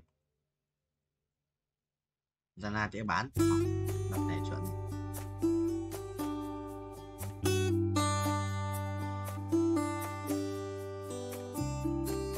hai cái đồ mình phải đét vào chứ hiểu gần như là vô địch rồi, gần như là vô địch rồi, gần như là vô địch rồi. Ngon.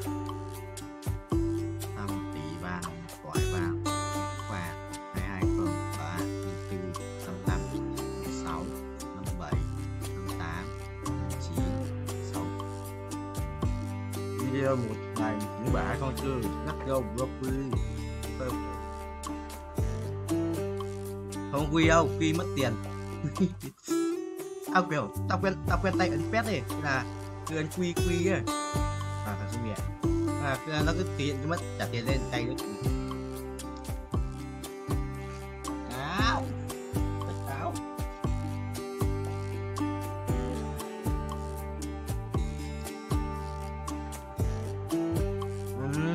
mà trong cái season này nó cho phép tiện thì dùng thôi.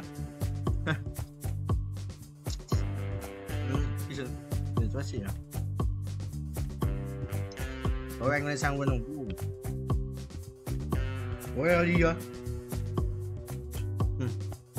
Rồi đi rồi.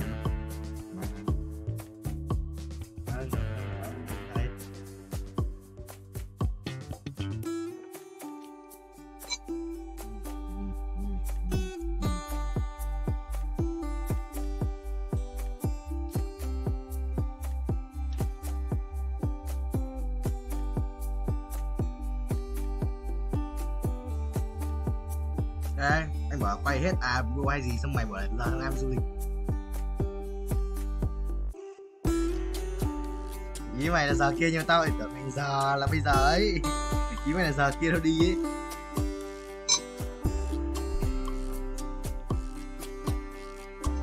Có sáng mai thì sao? À, người ơi, đặt cho cắt nóng tao ấy.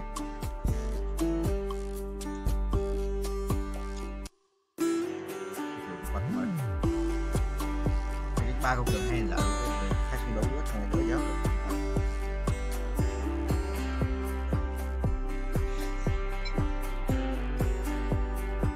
Đâu rồi đi nào check học đường hay.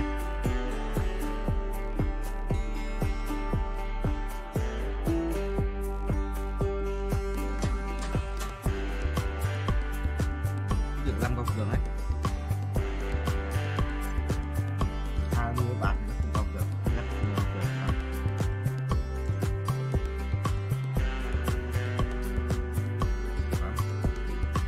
Phạm này, Phạm được đi ơi.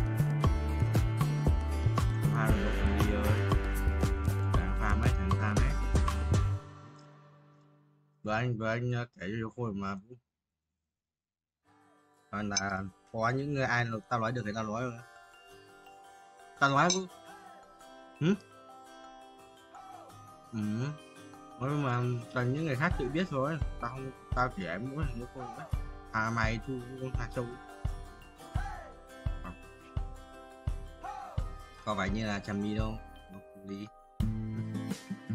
có phải đắt của Lâm Mao vậy đâu.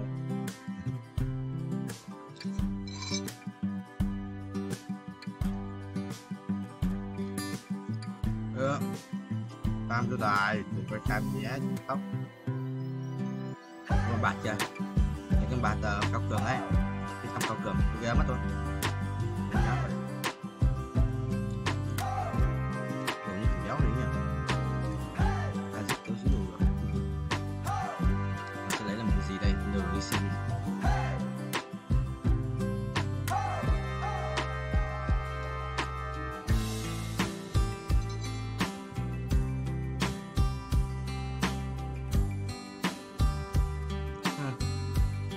Cơm chầm tạo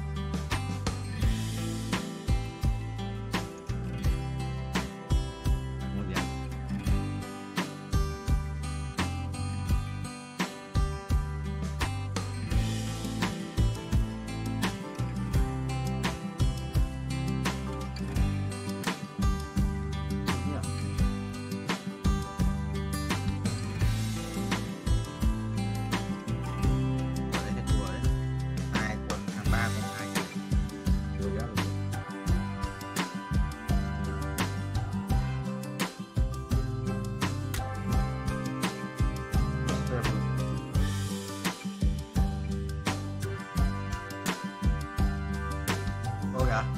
Bật mic thì chuồn búa không tắt mic thì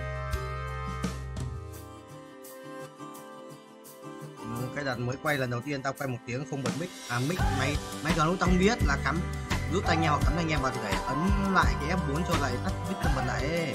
Bây giờ tao quay 1 tiếng không mic.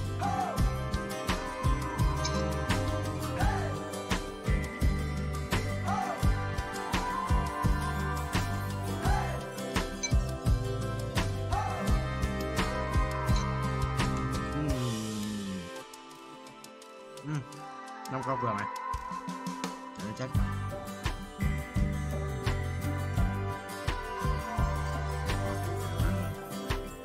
không có cũng mạnh ấy. Làm các bạn đừng có làm nhé.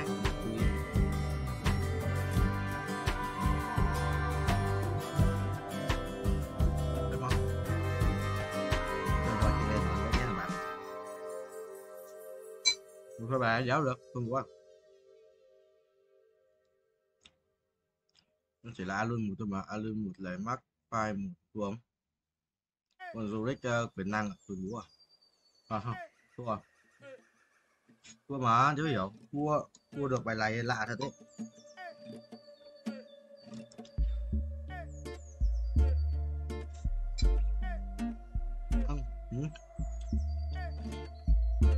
Anh ấy bớt 4 lần rồi. Thì bắt chứ không ấy.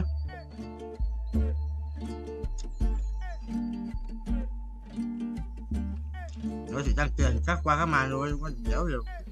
Rồi. Cộng tỷ lệ farm kim cương nữa, cộng phần trăm kiếm kim cương với cả và tỷ lệ may mắn nữa. Chả mua kiếm này, mua kiếm này cho xịn. Đây tiền mua kiếm này. Đây tiền mua kiếm. Có mua kiếm mà không?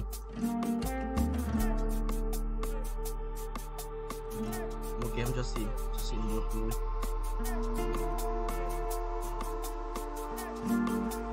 Đéo ở đây, mua trinh nhỉ.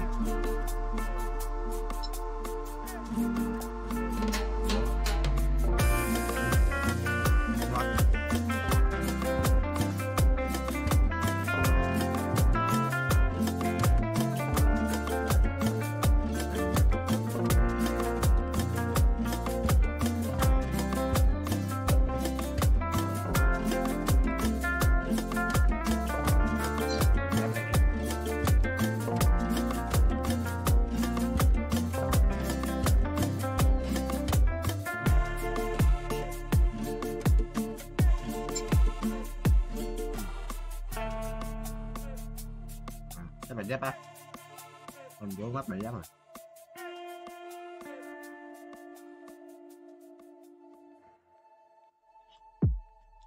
Năm cao cường, 4, 6 cao cường.